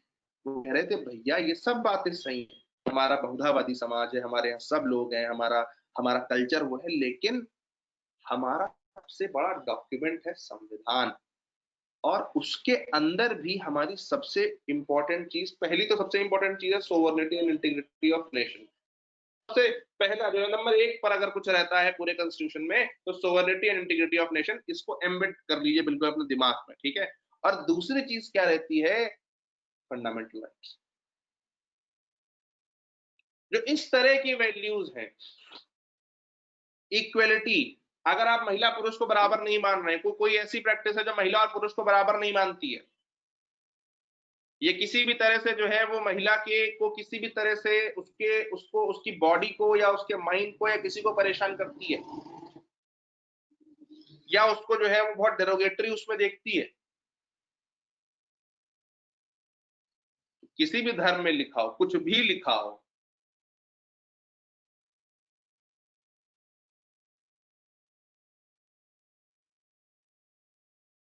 वो ठीक नहीं माना जाएगा।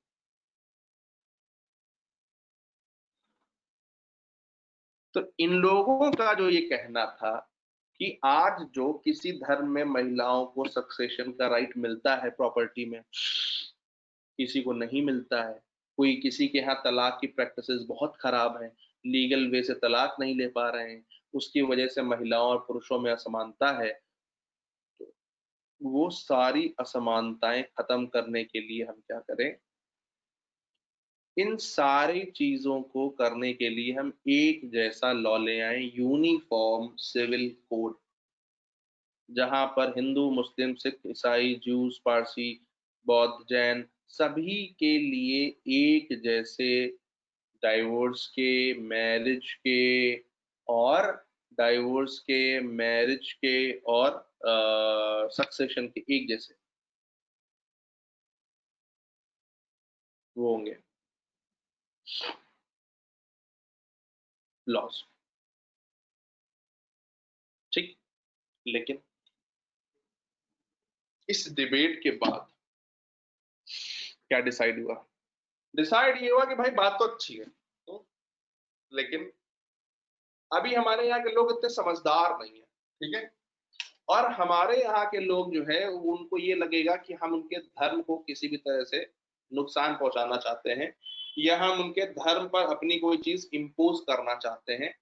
तो आइडिया अच्छा है, इसको अभी इंप्लीमेंट नहीं करते हैं, इसको डीपीएसपी में डाल देते हैं और स्टेट पर छोड़ देते हैं कि जब स्टेट को लगे, स्टेट का मतलब यहाँ यूपी और बिहार नहीं है, स्टेट का मतलब यहाँ पर ओवरऑल एक राज्य है जिसमें सेंट्रल गवर्नमेंट, स्टेट गवर्नमेंट आते हैं, ठीक है, जहां पर जो रेलेवेंट हो, तो हम इसको जो है वो स्टेट पर छोड़ देते हैं और स्टेट को जब ये रेलेवेंट लगेगा तो स्टेट जो है उसको वो इंप्लीमेंट कर लेगा, ठीक है। तो this is how they, even when they knew that principally something was correct, they tweaked the implementation to make it more suitable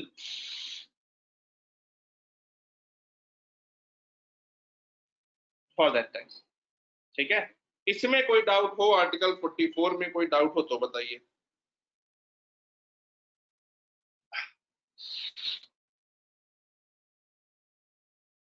कोई भी समस्या, किसी भी तरह का कोई भी डाउट आ रहा हो, पूछिए पूछिए आराम से। सर मैंने सुना है कि मुस्लिम लॉज में ऐसा होता है कि अगर आप मतलब अगर आप शादी के लिए जा रहे हैं तो विटनेस की आपको जरूरत नहीं है, लेकिन तलाक के लिए आपको विटनेस की जरूरत होती है। तो मतलब ये सच है, कैसा होता है? यूनिफॉर्म सिविल कोड में ही शायद लिखा हुआ है ऐसा कुछ। नहीं नहीं नहीं नहीं, ऐसा नहीं है, निकाह में भी जरूरत होती है गवाहों की, जितना मुझे याद है, ठीक है, वह देखना पड़ेगा। नहीं, वो एक्चुअली ना मेरी बहन लॉ पढ़ रही है ना, तो उसका एलएलबी भी कंप्लीट हुआ है, तो वो अभी एलएलएम अपना कॉन्स्टिट्यूशन में ही कर रही है। तो उसने जो है मेरे को ये बताया था, तो मैं थोड़ी सी उसमें थोड़ी कंफ्यूज थी। मैं बताऊंगा एक बार देख करके। Uniform civil code is not as easy to implement as it is easy to make talk. देखिए, यूनिफॉर्म सिविल कोड की इम्प्लीमेंटेबिलिटी पर हम बात करेंगे जब हम यूसीसी को एज अ टॉपिक उठाएंगे, इसको मैं एज अ टॉपिक अलग से पढ़ाऊंगा। तब हम देखेंगे कि how we can implement it and what are the measures that needs to be taken before implementing uniform civil code, because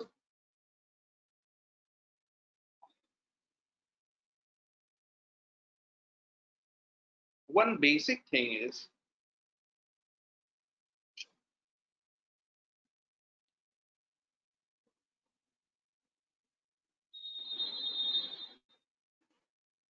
आप किसी भी चीज को तब तक नहीं कर सकते जब तक कम्युनिटी में उस चीज को लेकर के बिलीफ नहीं, ठीक है ना, तो वो बिलीफ पैदा करना बड़ा जरूरी है, ठीक है। हाँ, नहीं नहीं सर, मुझे जब याद आया, ये शिया सुन्नी का डिफरेंस होता है एक्चुअली। मतलब कि शिया में जरूरी होता है और सुन्नी में नहीं होता मैरिज के टाइम पे। अब वो उसकी कहानी मैं सुनाऊंगा कभी, तुमने शायद मिडिल ईस्ट पढ़ रखा है, तुमको थोड़ा आइडिया होगा, ठीक है, कि शिया और सुन्नियों में जो डिफरेंस है वो अरब कल्चर का है। एक जो है वो अरब कल्चर में बहुत ज्यादा रूटेड है और एक अरब कल्चर में उतना ज्यादा रूटेड नहीं है, ठीक है। और अरब कल्चर जो है वो बहुत ज्यादा, आप ये मान के चलो कि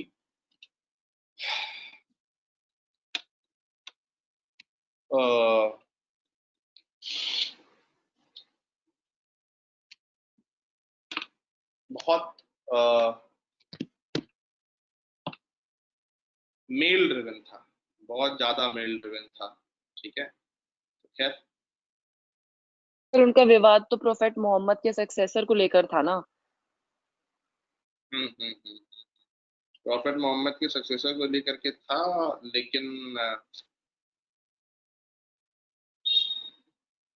लड़ाई इस बात की हो गई थी कि भाई कौन रूल करेगा या बड़ा कौन है, एक तरीके से। अच्छा।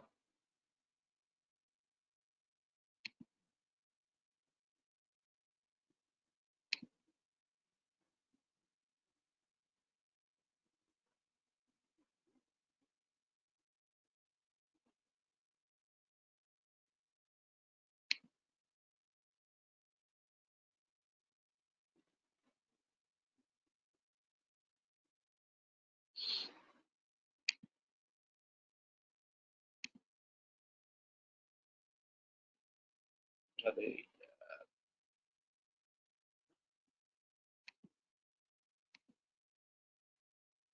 रुकना भाई, एक मिनट जरा।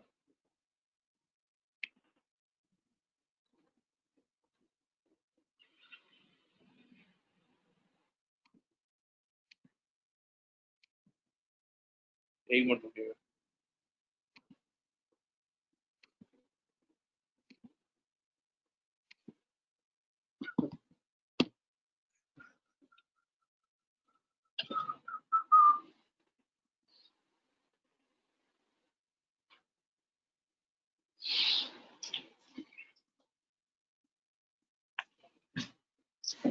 अच्छा, एक चीज और, बिफोर स्टार्टिंग द न्यूज़पेपर,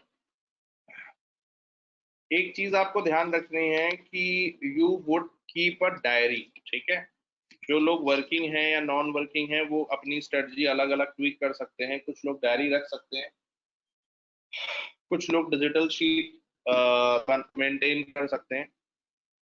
ठीक है, और उसमें क्या करना है that I will tell you.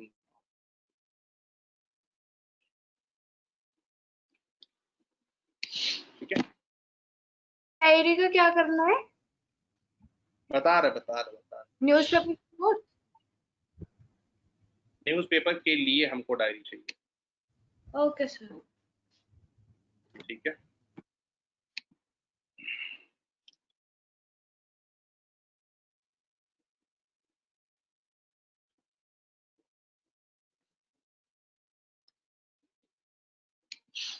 एक बहुत बड़ी दिक्कत जो होती है जनता में, हो रहा है ये।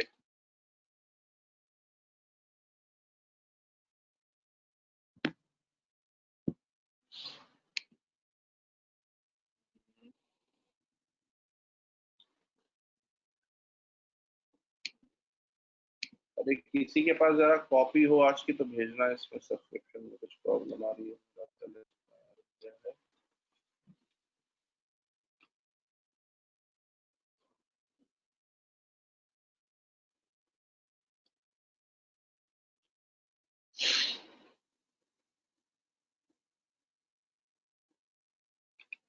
सर आज वाला भेजना है। आज वाला भेज दो।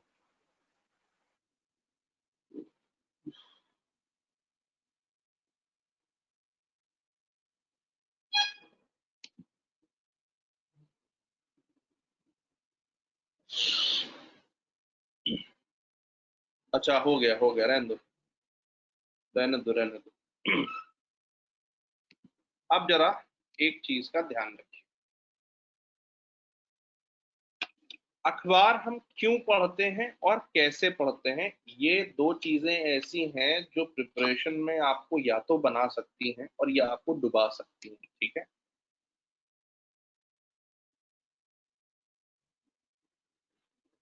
अरे वाह राजन जी,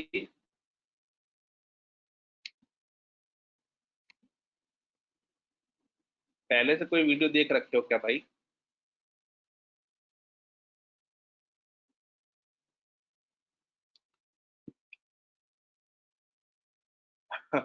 अच्छा, बढ़िया बढ़िया बढ़िया, ठीक है। तो आप जो है वो या तो आपको डुबा सकता है ये कार्यक्रम, और ये आपको बना सकता है, ठीक है।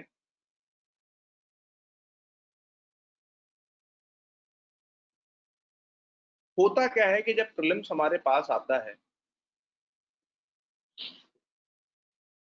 तो हमारे पास एक चीज की कमी होती है। वो क्या? प्रीलिम्स में जो सवाल आते हैं वो साल भर में जो करंट अफेयर्स चला हुआ होता है उन टर्म्स पर बनते हैं, ठीक है।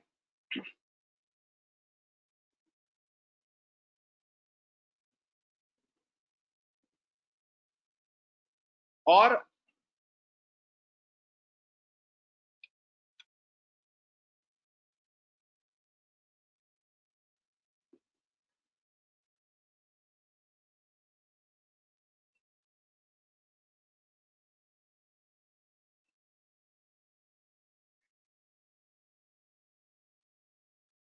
जनता करती क्या है कि लास्ट तक आते आते वो चौपतियाफिकेशन पे रिलाई करने लगती है। चौपतियाफिकेशन यानी वो फलाने से यहाँ से ये पढ़ लो, वो उनकी चौपतिया ले आओ, वो उन्होंने ये महीने भर की वो निकाल रखी है समरी, वो पढ़ लो। इस तरह से उनका चलता है कार्यक्रम। और यूपीएससी इस बात से बहुत अवेयर रहती है, ठीक है। जैसे मैं आपको किसी से मिलाऊंगा जो एग्जाम सेटिंग कमेटी में कुछ टाइम तक रहे हैं, तो मतलब पिछले साल मैंने एक सेमिनार कराया था, तो उन्होंने बाकायदा बताया था। उन्होंने कहा था मतलब हम लोग ये कोशिश करते हैं कि ये जो मार्केट की गंध है, ठीक है, कैसे हम बच्चे इससे बाहर निकलें, और कैसे हम बच्चे को ये बताएं कि आपके लिए अखबार को पढ़ना जरूरी है ये। और अगर आप पिछले साल के पेपर्स को देखेंगे तो वहां पर उन्होंने ये दे रखा है, ठीक है, कि हम किस तरीके से जो है वो कभी कई कई बार वो किसी आर्टिकल के बीच से सवाल निकाल देते हैं और उसको रख देते हैं। तो वो एक चीज है। तो हमें दो चीजें ध्यान रखनी है। एक तो हमारा प्रीलिम्स है जहां पर हमसे टर्म्स पर सवाल पूछ लिए जाते हैं कि भाई which of the following statement is correct about ICIMOD, ठीक है, international council for mountain development करके, या which of the statement are correct about the कोविड-19 वायरस, या ठीक है WHO या व्हाटनॉट। अब इनको पढ़ने का और इनको रिवाइज करने का सबसे शानदार तरीका क्या है? होता क्या है कि साल भर में जो भी टर्म्स होते हैं, अगर आपने पहले 3 महीने न्यूज़पेपर के नोट सही से बना लिए और न्यूज़पेपर को सही से करना सीख गए, तो ये मान के चलिए कि 80% टर्म्स जो अखबार में आते हैं उनके नोट्स आपके पास पहले 3 महीने में बन गए। 20% नोट्स ऐसे होंगे जो उसके बाद आपको बनाने होंगे, और बाकी बचे हुए महीनों में जब 20% नोट्स बनाने होंगे तो आप जब जब ये 80% टर्म्स वाले नोट्स, जब 80% वाले टर्म्स कभी न्यूज़पेपर में आएंगे तो आप उनको रिवाइज करते रहेंगे। और एक लेवल के बाद ऐसा हो जाएगा कि आप अखबार खोलेंगे आपको दिखेगा WHO, अच्छा WHO में ये था, ये यहाँ पे इसका ऑब्जेक्टिव ये है, ठीक है, फंडिंग ये खत्म, ठीक, ओके, खत्म। आपका अपने दिमाग में माइंड मैप बनता है, और इसको कहते हैं पावर ऑफ रिकॉलिंग।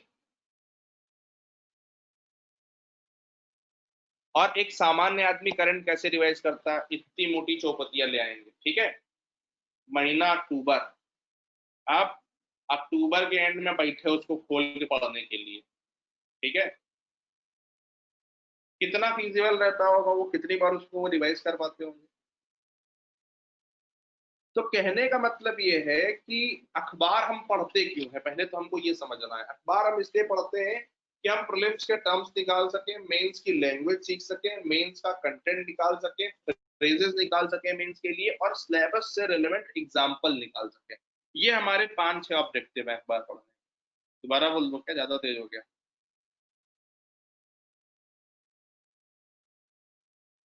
चलो बोल दो भैया, मतलब हाँ ना कुछ तो बोल दो।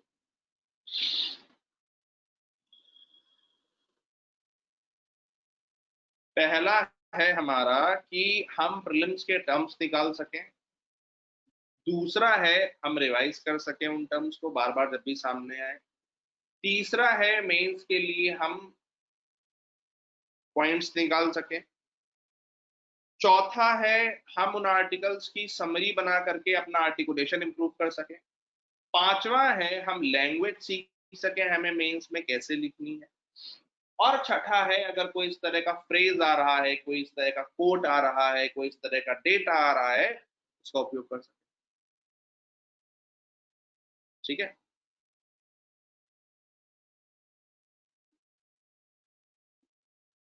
आप इन सब चीजों को करने के लिए समरी समरी वाला कार्यक्रम तो मान लीजिए आपसे मैं करा लूंगा। जब जब मुझे लगेगा कि किसी आर्टिकल की समरी वो है तो मैं आपसे कहूंगा कि आप समरी बना के भेजो, फिर मैं उसको चेक करके आपको दूंगा। अच्छा, ये भी ध्यान रखिएगा कि अगले वीक से आप लोगों के लिए टारगेट भी मिलने चालू हो जाएंगे। हर सब बंदे का अलग अलग टारगेट होगा। ठीक है, क्योंकि अभी तो स्टार्टिंग है तो इसलिए मैं उतना नहीं कर रहा हूँ। ठीक है, खैर, तो दूसरी चीज आती है टर्म्स की। तुम चुप रहो। दूसरी चीज आती है टर्म्स की। ठीक है, टर्म्स अभी हम देखते हैं कि हम डेली कैसे निकालेंगे। ठीक है, और जब मैं कहूंगा आपसे कि मान लीजिए आपको कोई टर्म के नोट्स बनाने हैं, तो जब आप नोट्स बनाएंगे तो क्यों ऐसा होता है कि मैं आपको नोट्स नहीं देता हूं, मैं आपसे कहता हूं कि आप नोट्स बनाना। बिकॉज जब आप नोट्स बनाते हैं और बना के पहली बार मुझे दिखाते हैं तो आपको ये समझ आता है कि मैंने इनको जो है मान लीजिए 200 वर्ड्स के नोट्स दिए, तो इन्होंने मुझे ये बताया कि सिर्फ ये 50 वर्ड्स इसमें रेलेवेंट है, इनको रखो। तो उससे हमें क्या समझ में आती है कि एग्जाम रेलेवेंसी क्या है चीजों की। उससे हमें क्या समझ में आता है कि एग्जाम रेलेवेंसी क्या है चीजों की, और कैसे हम अपने आप को ज्यादा से ज्यादा एग्जाम रेलेवेंट बनाने की कोशिश करें। क्यों? क्योंकि मेंस में खेल किस चीज का है? मेंस में खेल तो इसी चीज का है कि वो 200 वर्ड्स कौन से होंगे फाइनल जो इंपॉर्टेंट होंगे, वही तो हमें वो डिलीवर करने हैं। हो सकता है आता है मैं 10,000 वर्ड्स हूँ, बात समझ रहे हैं मेरी? हो सकता है हमको 10,000 वर्ड्स आते हो, लेकिन वो फाइनल कौन से हैं 100, वो मैटर करता है। ठीक है, क्या? तो ये कुछ बातें हैं। अब आते हैं डायरी पर, कि डायरी का यूटिलाइजेशन कैसे होना है।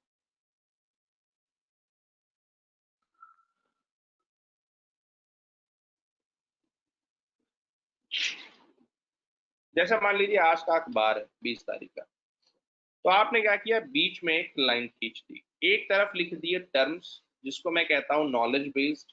ठीक है, कि हमें इनके बारे में जानकारी होनी चाहिए, और दूसरे तरफ आपने लिख दिया इशू बेस्ड, जिसमें से उस इशू से रिलेटेड कोई पॉइंट है। जैसे एक एग्जांपल, जैसे मान लीजिए ये आर्टिकल है, constitution bench must hear Bhushan case ex C जज जोसेफ।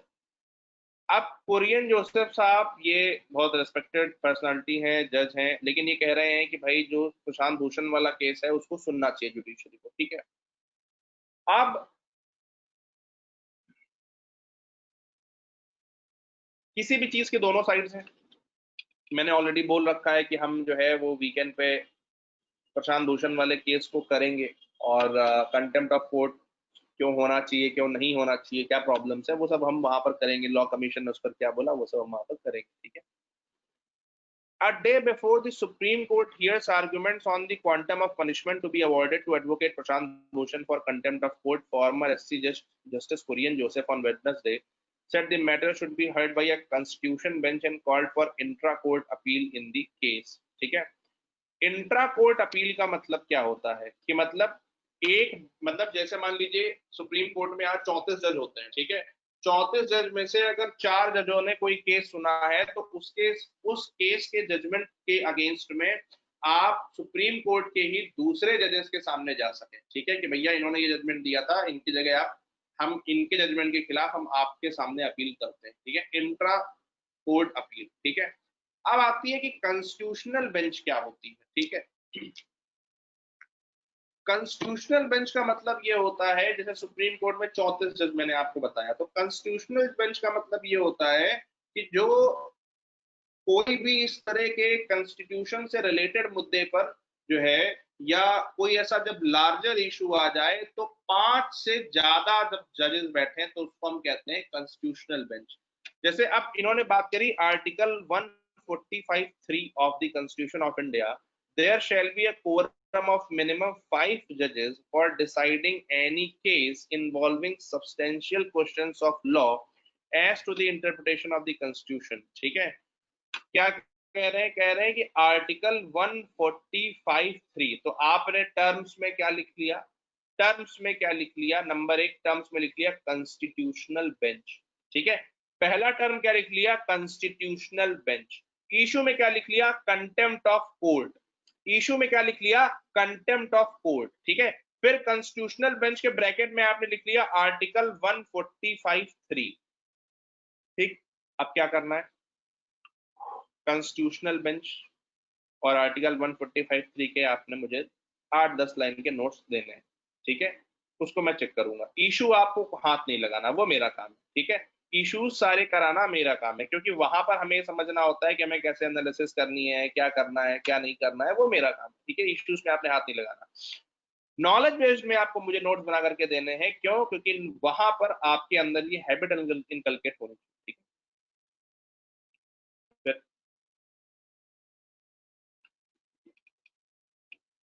ठीक है, एक तो काढ़ा बड़ी मुसीबत की चीज, पीने से पहले ऐसा लगता है कि बिल्कुल एकदम भगवान शंकर विष पी रहा हूँ।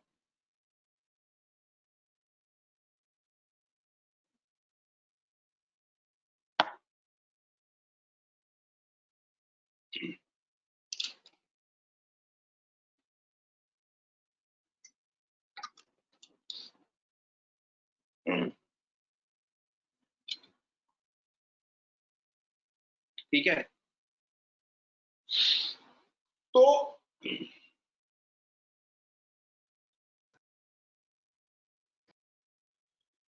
सर मुझे ये समझ नहीं आया कि ये बनाने कैसे है टर्म्स का और उसके सामने कैसे लिखना है। कुछ नहीं करना है आपने, एक मान लीजिए ये सामने पेज है। ठीक है, पेज में तुमको क्या करना है कि 1/4 पेज देना है टर्म्स को।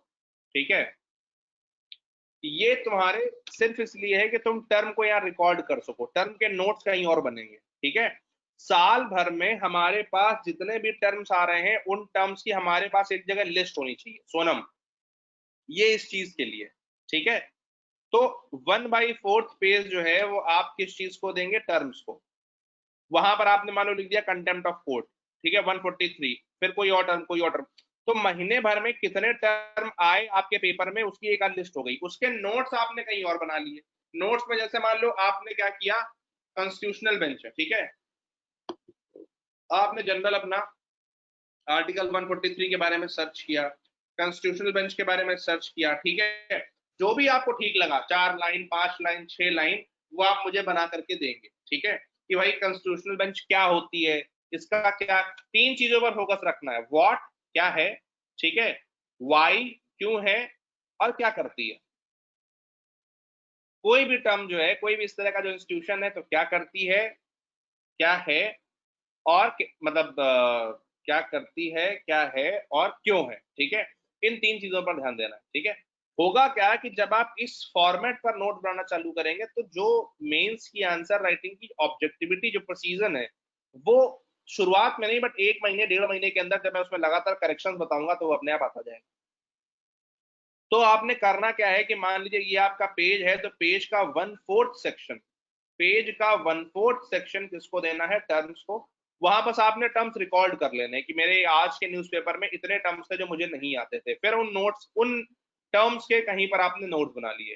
ठीक है, 3/4 पेज में आप क्या करेंगे कि मान लीजिए कोई इशू है, उसमें कोई बात आ गई। ठीक है, मान लीजिए कोई अच्छा फैक्ट आपको दिख गया या कोई आपको कुछ और दिख गया, तो आपने क्या किया, वहां पर इशू लिख करके उसको नोट कर लिया। ठीक है, जैसे मान लीजिए कभी कभी आ जाता है कि भैया एजुकेशन पे 6% जीडीपी का खर्चा होना चाहिए, अभी 4.5 ही हो रहा है, आपने नोट डाउन कर लिया।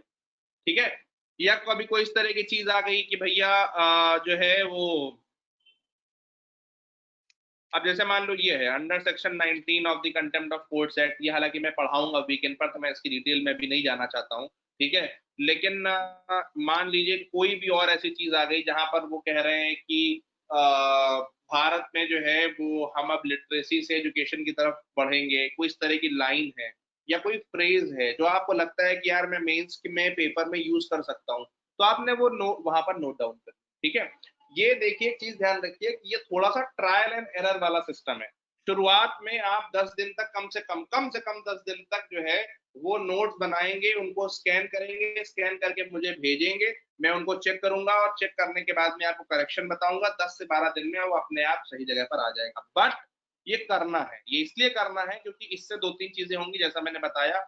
आप न्यूज़पेपर को सही से पढ़ना सीख जाएंगे और नोट्स बनाना और कॉम्प्रिहेंड करना सीख जाएंगे, ठीक है। अब जैसे मान लो ये है court invoked powers under article 142, ठीक है। तो अब हमारे नोट्स में क्या जाएगा, ठीक है, हमारे टर्म्स में क्या जाएगा, आर्टिकल 142, ठीक है। अब हमारे टर्म्स में क्या जाएगा, आर्टिकल 142, ठीक है। और फिर हम आर्टिकल 142 के एक बार नोट्स बना लें इस तरीके से। तो पहला काम हमारा यह है कि पूरे शुरुआत में तो पेपर में जो भी ऐसे टर्म्स हैं जो हमें नहीं पता है, जिनको लेकर के हमें लगता है कि हमें दिक्कत है। देखो, अखबार पढ़ने में दिक्कत कहाँ होती है, अखबार पढ़ने में दिक्कत वहां होती है कि जब हम कोई न्यूज़पेपर खोलते हैं और हमको उसके टर्म्स ही नहीं पता होते हैं, हमको आधे टर्म्स ही उसके नहीं पता है, ठीक है, तो हम पेपर को वापस बंद कर देते हैं, ठीक है। लेकिन अगर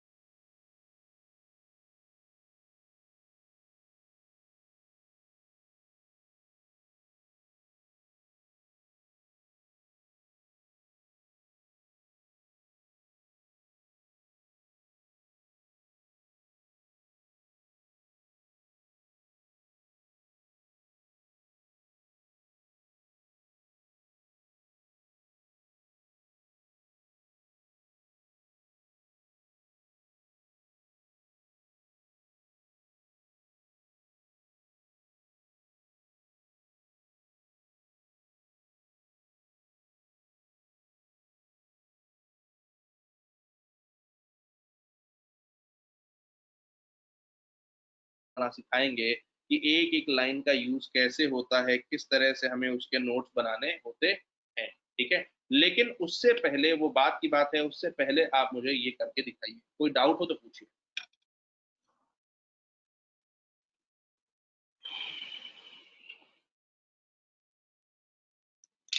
कोई डाउट?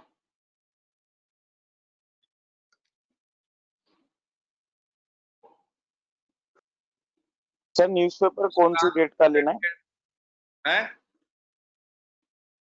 न्यूज़पेपर कौन सी डेट का यूज करना है टर्म बनाने के लिए? आज आज आज आज 20 अगस्त। राजन जी, टेलीग्राम मैं आप लोगों को टेलीग्राम पर मिलूंगा, 24 घंटे अवेलेबल।